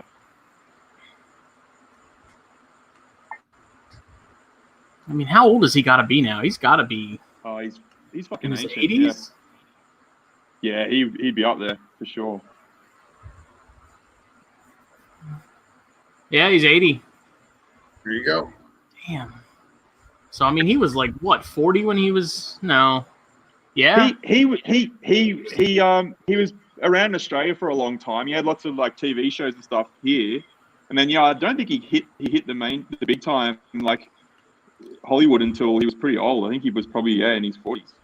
He probably regrets doing that because now I'm sure he can't go anywhere without being called Dundee. He's probably like, Jesus Christ. If you're Paul Hogan, post movie, I expect you to carry a very large knife everywhere you go.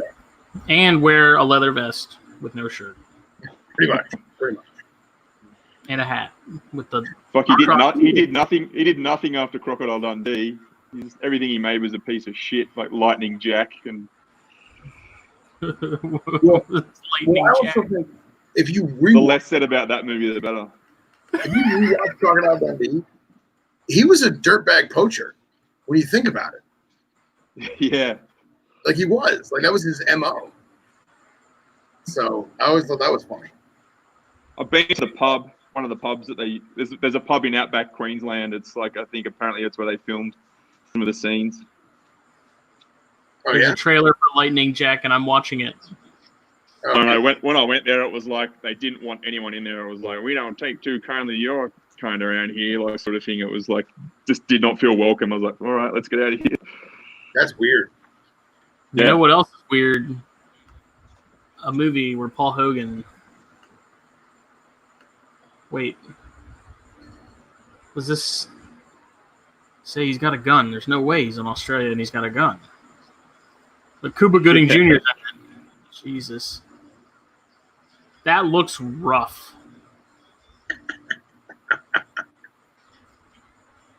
Lightning Jack? Yeah. Yikes. Yeah, that's one of the biggest atrocities ever committed to film, I think. You can it's watch terrible. the whole thing on YouTube right now if anybody's curious. That movie is on YouTube. It's so bad that YouTube won't even take it down.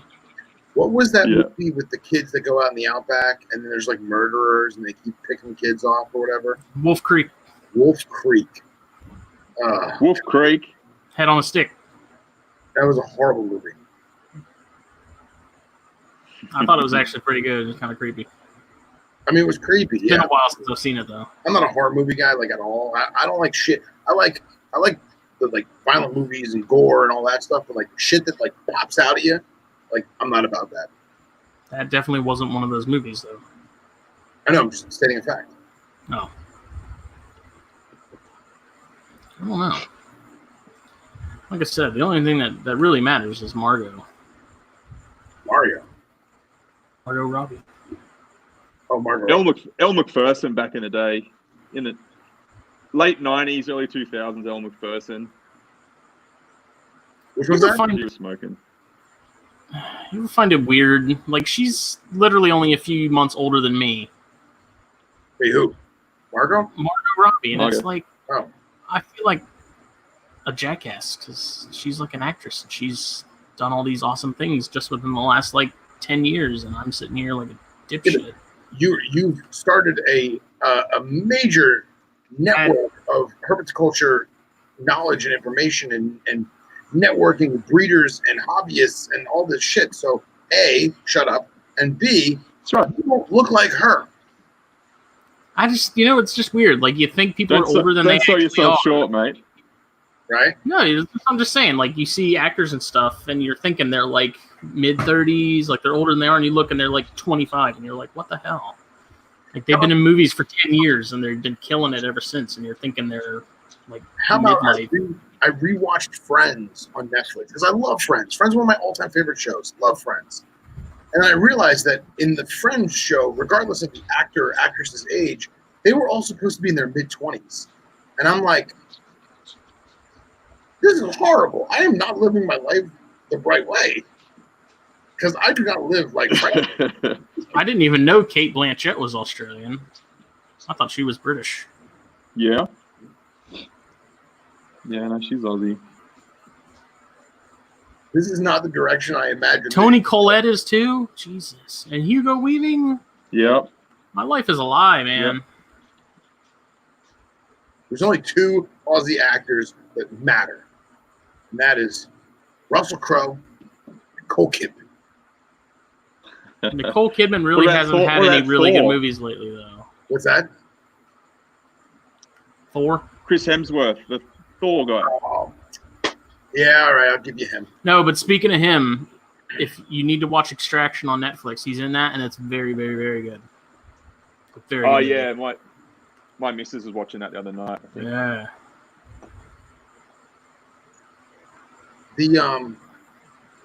It's funny, man, because like his accent's actually really like prominent Aussie accent, and you'd never guess from his movies.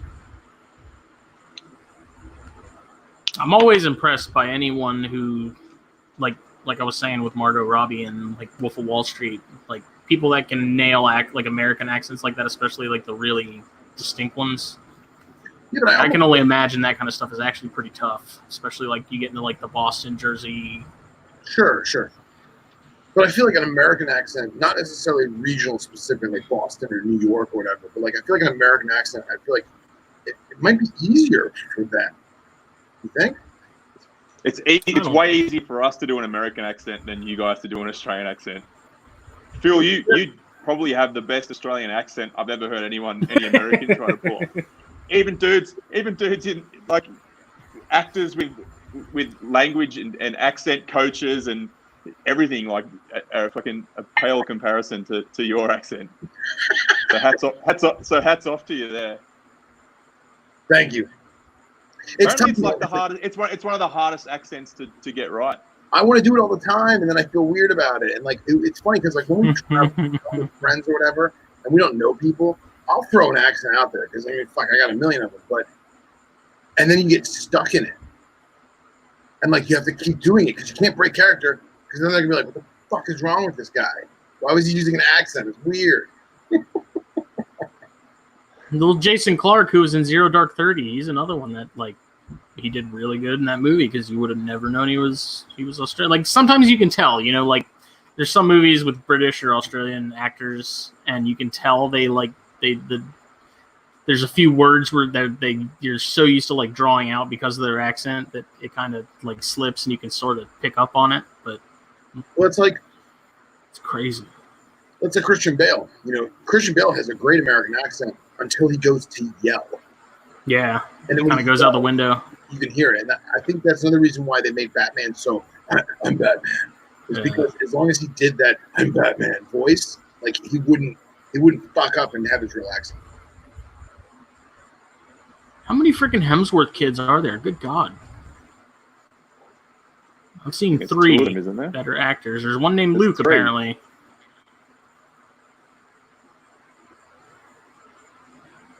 This is awesome. I'm having so much fun tonight. This is great. Absolutely great. You know that's something I've actually really wanted to do, and I don't know that I'll ever be able to do it, but like I want to know what an American accent sounds like. And I figure the only way you can do that is you trick you literally listen to like British or Australian accents exclusively for like a straight 24, 48 hour period. And then I feel like if you listen to that and then you went and played a video of someone, you know, an American, I feel like for a split second you would hear that accent because your brain is now like shifted to, I don't know. It might be stupid, but I'm always like, I bet you if I listened to like someone talking in an accent long enough, my brain would somehow like latch onto that. And then when you heard an American accent after that, it'd be like, oh shit, there it is. But I feel like you would have to wait longer than that because, like, Probably. I have customers, whether they be British or Irish or Australian or South African, and they've been living in the United States for 20, 30 years, and they still have their accent. You know what I mean? So, like, and then I think about guys like Fry, who he can't really tell what he well, that's the thing. I immensely It's got a weird hybrid. Yeah. Accent. I don't know what it is. I feel like it's accentuated because, all right, I'm going to say some things that I don't want people to take out of context. I'll preface first with I wholeheartedly respect Fry as a scientist, as a herpetoculturist, as an actual herpetologist. I respect him in all mannerisms of the word. It disgusts me how much he hates the United States. And then at the same time, it kind of annoys me when you hear him talk because you can tell that certain words, he's enunciating it like an Aussie because he's trying to immerse himself into the Australian culture. Then it's like, motherfucker, you're from the United States. Like, don't put on the facade of, oh, I'm fucking Australian. Like, that bothers me. He's this odd concoction of, like, Norwegian, American, and Australian. Well, the guy knows his way around a fucking snake. That's all I'm saying. But he did a talk at the beginning of the year, and Right. I shared it the other day on YouTube. It's very good. And if you haven't seen it yet, I'll have to send it to you.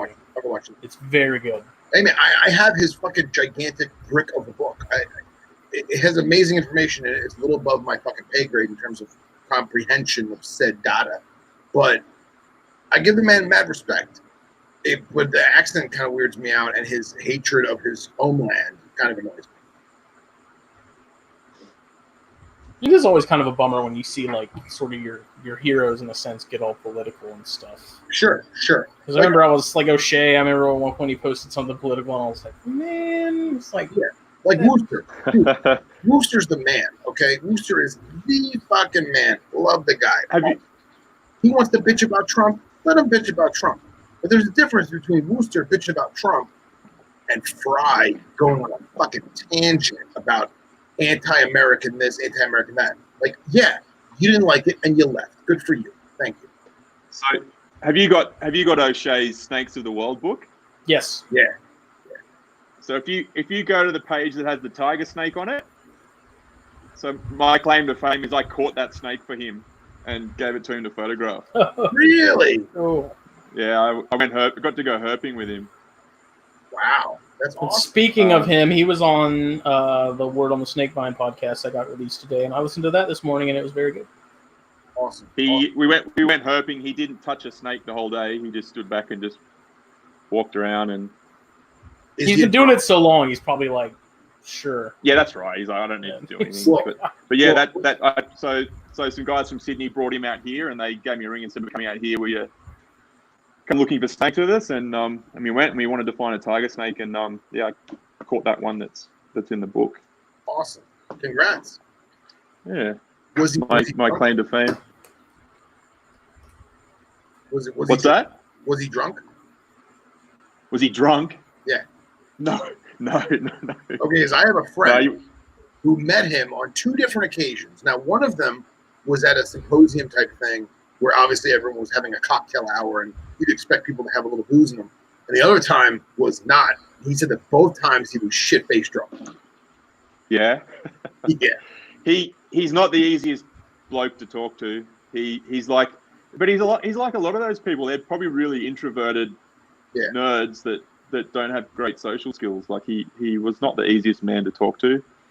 He liked to talk about himself. I also heard that he quit field work solely because he had been bit so many times that he was now allergic to most antivenom, and he was afraid that, God forbid, he got bit again, it would be the end of him. Sadly, if I could sit down and talk with him, the thing I would probably want to know about the most was his canebrake bite, because apparently that one almost killed him. Like, he came very close to dying as a result of that one. Really? And I mean the other thing is when you get around someone that's in his league, you feel so out of your depth. You're like, I don't know how to talk to this person. I just feel like I don't know how to come at you. Yeah. I also think that a lot of those guys, they're so used to intellectuals trying to kiss their ass or talk their way of talking, or talk their way of speaking, excuse me, that they also like it when someone's just normal and down to earth. I can see that too.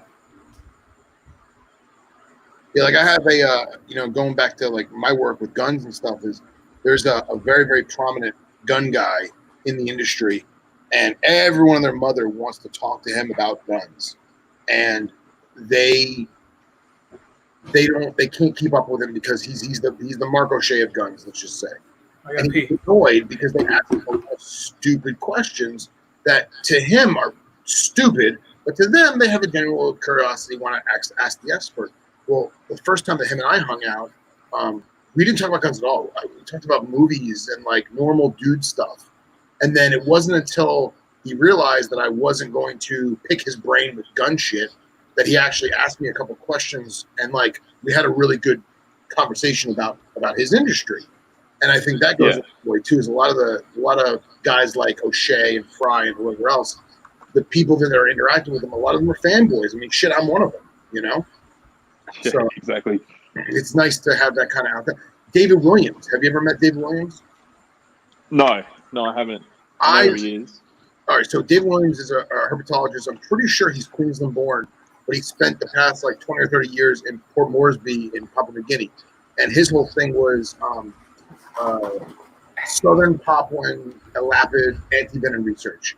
And he has a team partner named Owen Pavia, and I friended both of them on Facebook a decade ago.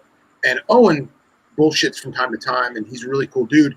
David wasn't really as conversative, if that's even a word, I don't even know. But he's still engaged in conversation, but like I accidentally fanboyed on him, and I never heard from him ever again. And it wasn't even like creepy. It was like, hey man, I really love your work. I'd love to, pick your brain about it sometime, and never heard of it. I sent you a cup of my blood. Did you get my blood?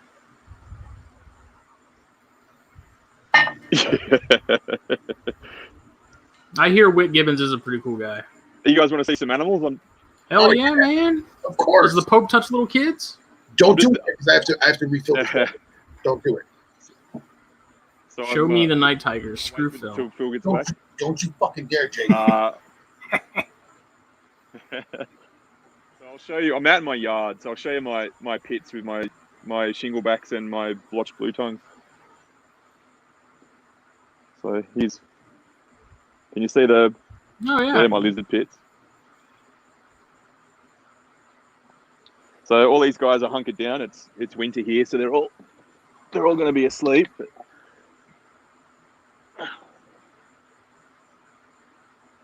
Look at that little guy. That's another one here in the States, man. People want bad, and Can't really see what I'm doing here, but... no one has them. Yeah, so I like where I live in this area. They're really dark. Mm-hmm. I've never seen one that dark. That's crazy. With this camera. Yeah, they're almost black. So I'm trying to make the blackest, darkest shinglebacks I can. You ever get bit by one? They look like they would hurt. Yeah, Phil comes out just as he puts it up. That's for sure. Like Their that. jaws are, Nothing. Oh, I'm gonna rewatch this. If y'all post shit, And then He already put it away. what was it? Nothing. What was it? Oh, Thomas, I didn't even know they had them for sale. I thought only maybe a handful of zoos had them. It was a shingleback, Phil. Oh, cool. Very cool. A goth one. It looked like Batman as a lizard. Oh, sweet. It was Look like at that. solid. it's really hard to hold the camera and see what I'm doing, but hang on. So this is the blotched blue tongue.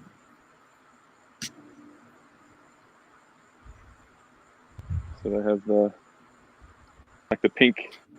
Too, I'm sure, Phil, you could agree with this, but it seems like those have gotten really popular within the last couple of years here. Just like the whole blue Like, tongue. blue tongues have really taken off. Oh yeah, absolutely. I mean, my friend Manny, he partners with Tiki, and dude, Manny has some amazing blue tongues. Yeah, Casey's got some amazing blue tongues. I mean, even Casey. I was gonna say Casey's been getting into them pretty hardcore too. Mhm. Yeah, they're a great lizard to keep.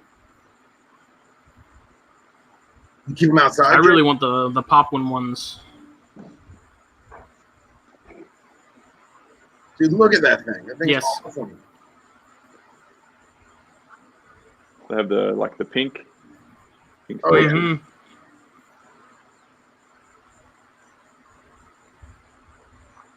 Yeah. Yeah, you keep them outside? So, yeah, I just keep them outside so that they're native in this area. So we get the blotch blue tongue like these guys. We get the eastern blue tongue, and we get the shingleback. And you can drive on one road and find all three species crossing the road. So cool. Do you ever find wild stuff coming to interact with yours in captivity? No, not really. No, I've had snakes in our yard before, but nothing like in the lizard pits. Yeah, I was gonna say it's like you've never had like 2 or 3 male shinglebacks come over to sniff out your female. No, nothing like that. You got to go a little bit out of town. So I'm in the suburbs, so you more will find them out of town. The most important question, aside from the whole Christmas thing, do you or have you had any chondros?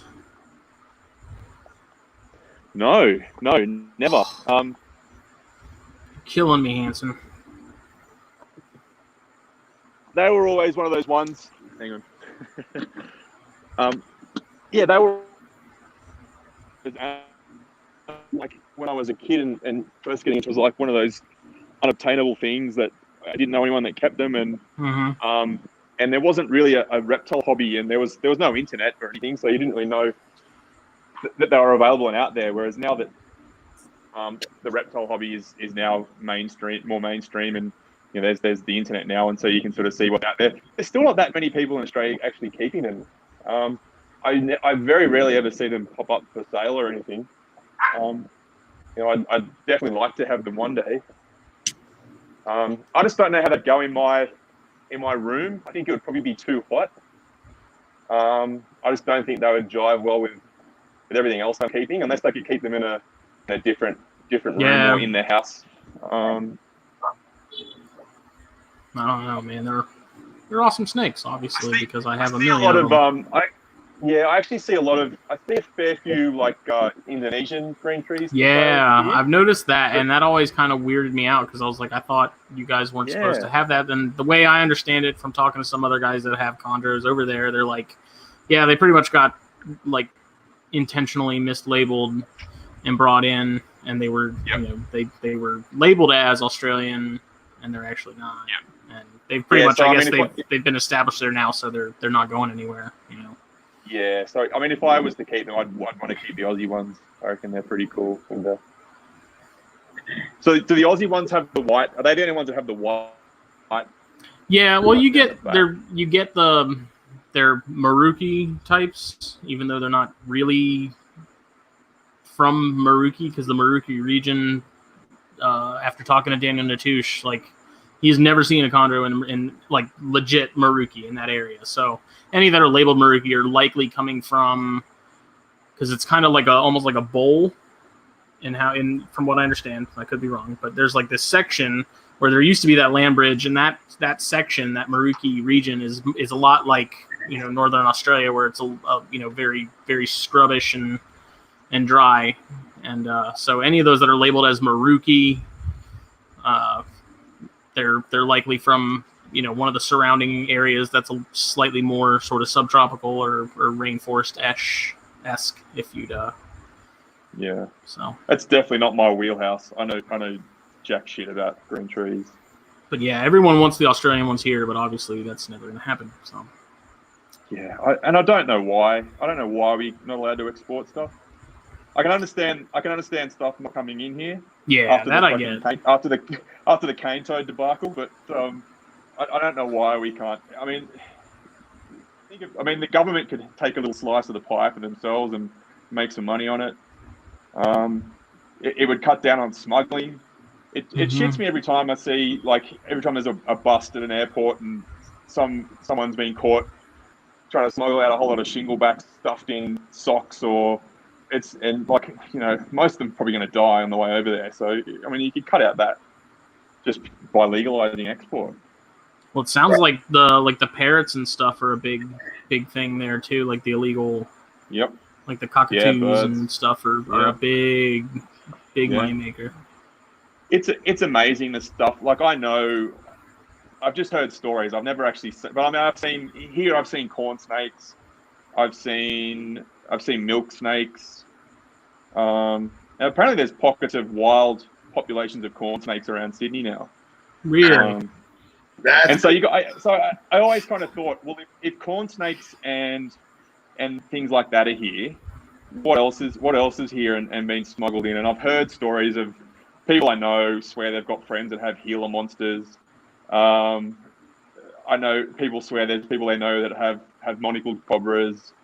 One guy I know is a snake catcher who used to work in Sydney, and he got called to a job, and it was a little old lady in Sydney, and she said, there's some snakes in my yard, they're making noise. I can hear them making noise. And I think it was in winter. And he walks down the side of his house, and he hears, and it was two diamondbacks, two Western diamondback rattlesnakes in a backyard in Sydney. Which, from what I understand, is like an Australian dream. Like, y'all are obsessed with rattlesnakes, from what I've been told. Oh, yeah. They're amazing. Black-tailed rattlesnake, that's a dream species for me. I just see photos of those things and just drool. I think they look amazing. I've had such bad luck with blacktails, and like the running joke is they die really well. Because they just why? I don't know, man. I've had it's one of those things. Almost all of them are wild caught, and they're almost always 3 foot or 3.5 foot at that size, because that's what people seem to find, and they just don't adapt well to captivity, whatever it may be, with their stress or whatever. They never want to eat, and they just don't eat it out. At least that's been my experience. Maybe you got pygmies, haven't you, Phil? Yeah, so we've got, down by me, you've only got 2 rattlesnakes. You've got Eastern Diamondback, which is incredibly rare by me. And then you've got the dusky pygmy, which is a subspecies of pygmy. And if you know where to go, you can find a ton of them. If you don't know where to go, you'll never find one ever. And like a couple friends and I, we've got some spots out in the sugarcane fields. And it depends on the time of the year. So like March and April, I can find like 5 or 6 in a night easy. But like right now, it's kind of hard because there's so many storms and it's so hot that they're just hunkered down. But yeah, if you go up north, like if you go 5.5, 6 hours north of me, that's where you get cane breaks. Cane breaks are sexy, especially the ones down our way. Yep. Yeah, I got 2 cane breaks right now. I got one's the father of the other, and they're both North Florida locality. I love the salmon pink ones, man. Dude, the salmon pink ones are the best. I have one that came out of it was field collected as a baby on the on the Georgia, South Carolina border, and that thing was bubblegum pink. It was awesome. Awesome. Actually, we do 2 things very well. We do corn snakes very well, and we do cane breaks very well. Cane breaks, baby. Love me some cane breaks. Speaking of which, my little female corn, the one that's like my pride and glory, she's gonna be shedding soon. I'm gonna tease Riley with a picture of that so he can get off that morph bullshit he's on. Yeah, you know what? His animals look good, man. They're cute, they're cool, but like I just can't get in the morph thing, man. I just can't. It's just so much natural beauty in a normal. You know what I mean? I don't know. Yep. But now, South Carolina's got the best ones in the world, man. So Jake, you got snakes too at home? Do I have snakes here? Yeah. At home? Yeah. Oh shit, yeah. I got lots of snakes. Obviously, you don't have to take stuff out, but do you mind like showing us? You have to have a permit for that in Australia. Yeah. Okay. You don't have to. If it's a pain in the ass, don't worry about it. I don't want you to take anything out. I was just curious to see your enclosures. Phil's trying to copy. Well, I'm I'm in the process. Just over there in the backyard is a shed that just got delivered, and it's all in pieces. That I've got. That's going to be my snake room. So we moved here not that long ago. So all my stuff is just basically in the garage.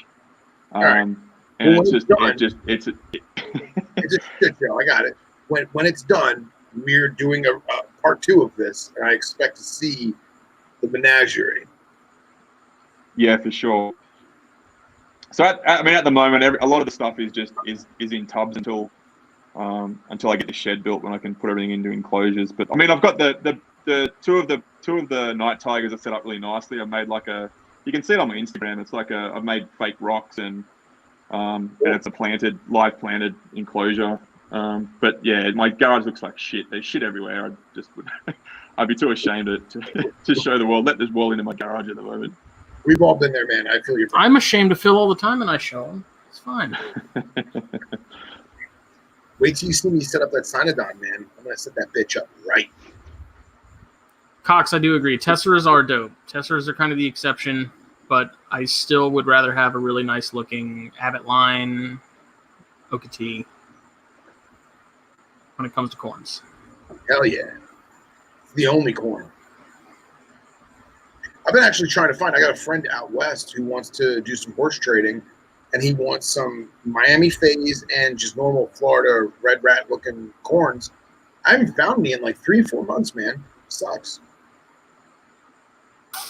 I've got my group. I've been trying to get babies out of my pair, and nothing has happened. So I'm probably gonna just cool them down and try again early next year. So you've got to get all your native stuff. You got to get really cold, hey. Yeah, I mean, corns, I feel like with my Baird's rats, which those are from Texas, so those are a little different. Like those, there's plenty of people that breed those without cooling them. I did cool mine the beginning of the year, and I literally just took them off heat. They were in like the low to mid 70s, and I left them like that and didn't feed them for a couple months. And I mean, I got eggs out of them, but corns, I feel like you could probably do something similar. I don't know. I really start to wonder if photo period has more to do with breeding and getting locks than temperature necessarily does. Like I have a hunch that plays a much bigger part in things than we're led to believe.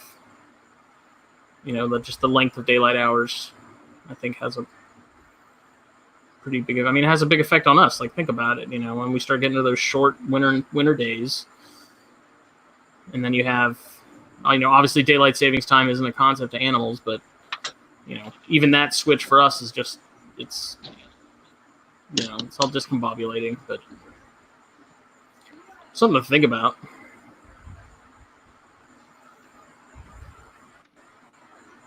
So, hey, you see that? Oh wow! Look at that. Look is great. that like Exoterras? Do you guys get Exoterra stuff there? Yeah, these are Exoterras. Oh, okay. I feel like I'm talking to an alien. I'm like, do you guys have hamburgers? Oh, he's free handling. This guy's in shed. Oh man, look at that. Killing me. Whoops. He's in shed. He's like, I will not grab. Sorry, dude. Snake's like, what the hell? That's every snake whenever you showed up with that. Every single time you try and film a snake. Quick, play dead. That's super cool. You have Man, those creatures in there. This one absolutely will bite. Wow, look at the colors, man. That thing is awesome. It almost makes me want to cry. I know, right? And now you were saying this is like Queensland locality? Darwin. Darwin. Awesome. Awesome. And then those branches, those are real branches you just cut and put in there? Found them. They were just some trees that had been lopped and were on the side of the road. Oh, nice.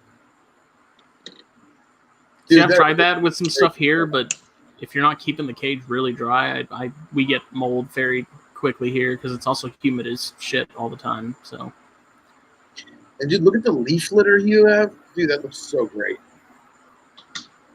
So great. Are those like fully bioactive or no? Yeah. They've got like springtails and I know what you guys call them, like the pill bug Isopods. laters. Yeah, isopods. Yeah. Roly polies. So got all that jazz in there. I still spot clean. They don't quite get rid of all the snake shit, but they do a pretty good job. Awesome. So cool. Yeah. So I kind of like that. That's my thing. I don't keep as much stuff, but I do keep. I try to set it up nicely because I just get a kick out of just walking into the room and seeing them in a nice tank and just watching how they behave. And yeah, that's for me. That's what I like about the reptile keeping hobby. Of course. That's why we always do it, man. It's crazy. We had Nipper on, and like Nipper always talks about his room, and then was it after the show, Justin? He sent those pictures of his room. No, I think it was during. It was during. It was towards the end of the room before it had animals in it, with just his fiance standing there holding what was it? It was carpet of some kind. No, I think it was his olive. Oh, olive. Or not his olive, his Apodora, I think. Apodora. And dude, like, I just get so envious of guys like you and guys like him that have like a real room. You know what I mean? Like you say, obviously it's in progress, it's being built, but like it's so cool to have like a real legit like laboratory room. Like P and Cody's. Like P and Cody's, exactly. It's awesome. It's absolutely awesome. Makes what I have, like my room looks like a freaking piss in the pool compared to what they have going on. Yeah, we're still doing it. Did we lose Jake? Is he frozen? If he's messing with you like I was messing with you, I'm gonna lose it too. That would be hilarious. I don't know. That would be amazing. Oh wait, you moved a little bit. You just moved a little bit. Maybe it's my computer. So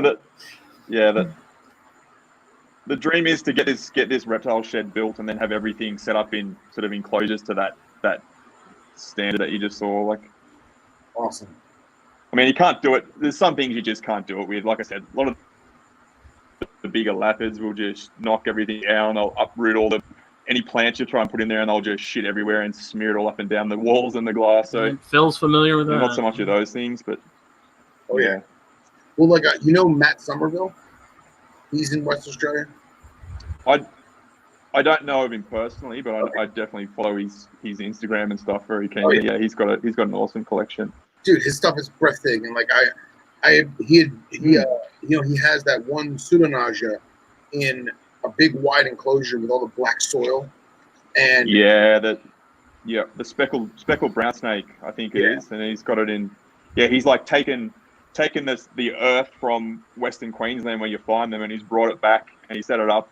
And he told me that he put it in the enclosure and wet it all down, and then he put heat lamps over it and basically baked it for like months and months. It took for ages, but eventually, like where they come from, they live in these big soil cracks in the earth, and under the heat, the dirt that he put in there cracks, and it looks just unreal. And like I think he actually even has like a hide box underneath the dirt, so the snake can go down these big cracks and go into this hide box. Yeah, it looks unreal. Yeah, I guess he was telling me that every so many months or whatever, he'll make like a monsoon and he'll flood the cage, which will then turn everything into like mush, and then he'll reheat it. And he just posted something, it was either yesterday or today, and him and I were talking about isopods and springtails or whatever. And dude, it's crazy because like I forgot to ask him if he leaves the snake in there or if he takes the snake out for the soaking down. But dude, it's so crazy because then the next day it's all new cracks. It's never the same cracks twice. Yeah, it's cool. That's next level shit. That's good. Man, we're like in the best time for the hobby though, because we can do stuff like this. Yeah. We can like message Matt Somerville in Western Australia like whenever we want. Like, yeah. Dude, we're talking to someone in the future. Right? Crazy. Yeah, it's cool. Trying to find a picture of an enclosure. I have pictures of his chondro enclosure, which we could share. That's Yeah, you sent me that, I think, at one point. Is that the one that like made me nervous because it had all the water in it? no, It was the one where some shots were fired at Chondro keepers. oh, was it? When he said, "Look, here's a green tree python about to drop dead from the shock of not being kept on paper towels and a PVC purge or something like that." Yeah. Oh, here it is. Shots fired. You have your way, we have ours. Here, I'll share this. I'm a firm believer that chondros, in my experience, just do better in simpler setups. Yeah, for sure. I just feel like those vivarium setups and stuff, those are a little bit harder to keep stable and keep dialed in. Especially for younger snakes. Yeah. Like older snakes like that, I feel like it's not nearly as much of a problem. Like as long as they're established and rocking and rolling. Like this, I think Matt has kept stuff for a long time, and he works at a wildlife park. Like he's like no like amateur rookie green tree python who should even like contemplate doing something like that, I guess. But yeah, it looks awesome, doesn't it? Trying to find that cracked earth photo. Because I mean, I'd love to have a setup like that and just have like a trio in there, a pair. You know, that'd be awesome. But I don't know. All this enrichment talk that everyone's kind of been having lately is definitely it's got me thinking about what small stuff, like simple changes that aren't crazy expensive or anything that I can do to really spruce up and utilize as much space as I can. And I mean, a lot of it's done for the keeper. It's not for the benefit of the animal. Right. Like my brown tree snakes, like they wouldn't give a shit if they were, you know, if it was just a basic, paper towel on the bottom with a few branches. Like it's just, I like to look at something. I keep my cyanea. They're on puppy pads, dude. They don't care.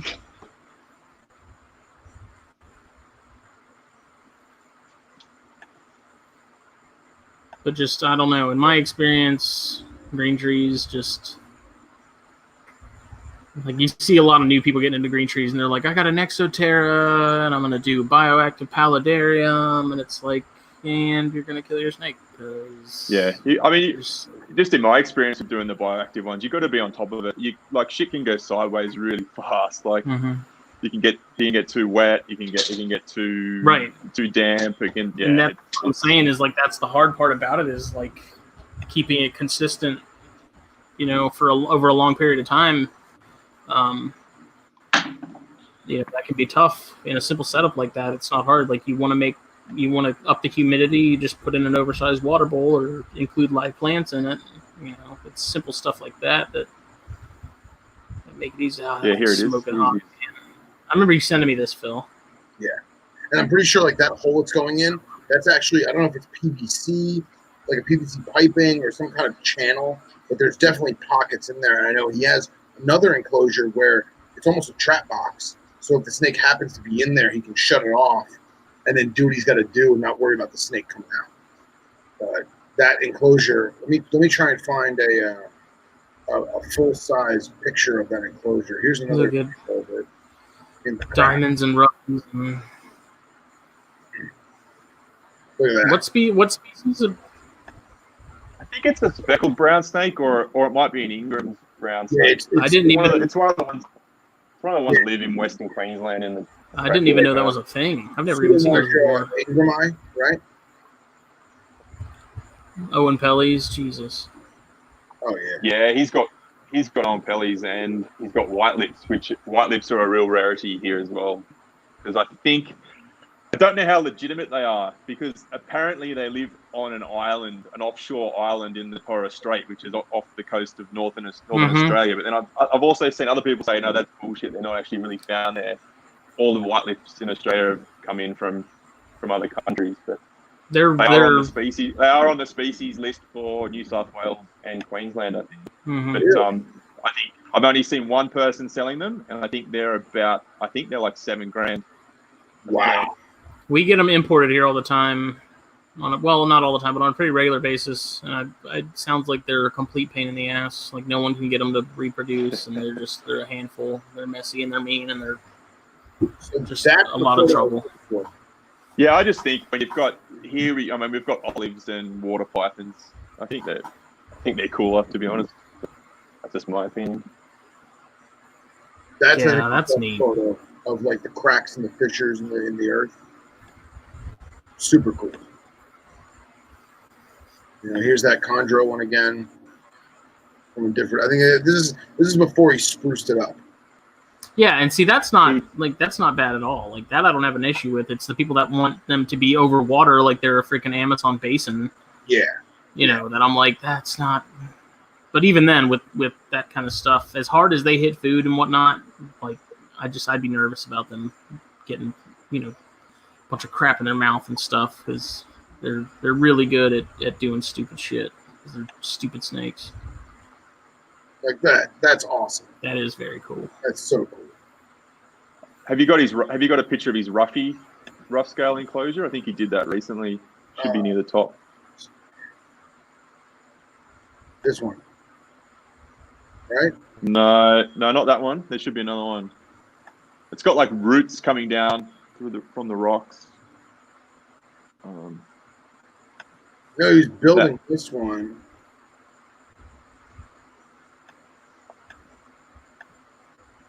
Just amazing, like watching it, like the transformation. Mm-hmm. Yeah, I think that's it. I think. Yeah, with the water trickling down. Dude, he would freaking kill it with dart frogs. That's it. Look at that enclosure. Oh, here we go. I wish I could make it like full screen. I can't. And what's also cool is just from following his photos. I like I said, I don't know him, but this dude's been to all these places. He's been to, where you get roughies and he's been to Cape York and seen. Yeah, I mean, from the pictures of those enclosures, it looks spot on from the pictures I've seen of wild chondros in Cape York. And like, I'm sorry, but like, how do you do those roots? How do you replicate that? Like, even all right, let's say the ferns and the leaf litter, let's say they're fake, they're silk, whatever. How do you do those roots? I think they'd just be. He just sort of cut them down in a rain. He's like, I think he's in North Queensland. He's in like tropical rainforest area, so he probably just found some and cut them and silicon them in or something. Look at that. Man, don't even get me started on that thing. All the guys in the NPR chat, we drool over that picture. Yep. I didn't see it. What was that? What was the picture? That was the inland. Brick red inland. Here, I'll redo it. Oh, that was the one. I think is like a South Australian one, like Flinders Ranges one or something. Justin, throw that up again. Oh, sorry. Come on. Yeah, I think freaking unbelievable, man. Amazing. Like, you look at the eye, and like it makes me wonder if it's even in shed. Because that thing just looks awesome.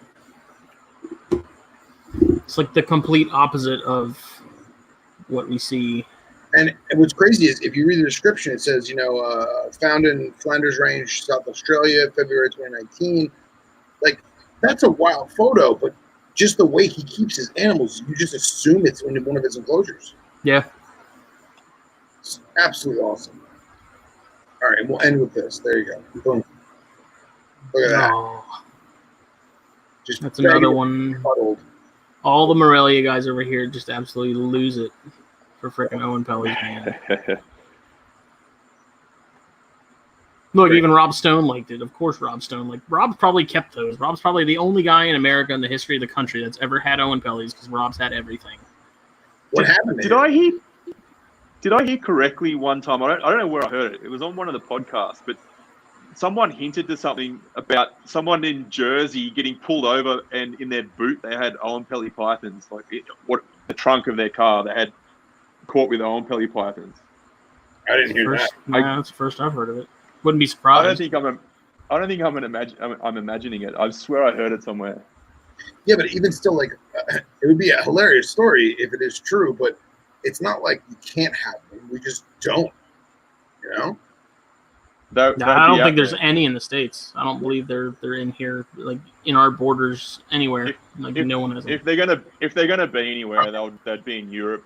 They'd be in Germany or the Czech Republic. Yep, Nipper says you want anything, you can go to Czech Republic and get it. There's a show in Prague, I think, this weekend where it's supposed to be the tits. I mean, animal smuggling is very lucrative for the scumbags that do it. I mean, it's almost as profitable as smuggling drugs with less of the risks and less of the penalty. Yeah, you're caught. Yeah, people here get a slap on the wrist. Yeah, there's a few herpers that I follow on Instagram, regrettably, but I follow them on purpose just because I want to like watch the drama unfold. But they've had their accounts suspended and whatever because they got locked up for backpacks full of shingle backs or whatever. You know, there was one herper who in Australia, I don't know where he is, but he got caught for field collecting, and then they arrested him. And because they took so long to release him, all of his animals in his house died. So they went and they raided his house. So like he had a bunch of stuff that was legitimate that died, and they had a bunch of stuff in outdoor enclosures that wasn't fed or watered, and they were all dead too. So it's almost like, well, shit, you arrested him, but you wind up killing double the animals because you arrested him. Yeah, and I mean everything that gets seized here, they euthanize it. They're not going to release things back into the wild or anything. Crazy. Yeah. It's ass backwards. I got my phone call today saying that I'm cut from the big python list. You know, I don't know if you're aware, Jake, but are you really that heartbroken about it? I am. I'm pissed off because I went through every single legitimate venue to be able to acquire, breed, and sell said species. And now, because some dumb bitch in Tallahassee has a hard-on for fucking iguanas, I get stripped of my ability to enjoy the animals I love. I mean, not like in that aspect, but like in the aspect of like you weren't keeping Burms and Retics before. You're right. You know, like, do you really miss Burms and Retics? No, I personally don't. It's not the point. No, I mean, I understand where you're coming. It's the principle, but you know. You know, I'm sorry, but like, what happens when Jake breeds King Horneye? I would like to get some. Now I can't forever, unless I move out of Florida, which will never happen. Which Jake? Either one. So no one has King Horneye over here, though. I know, it was part of the joke.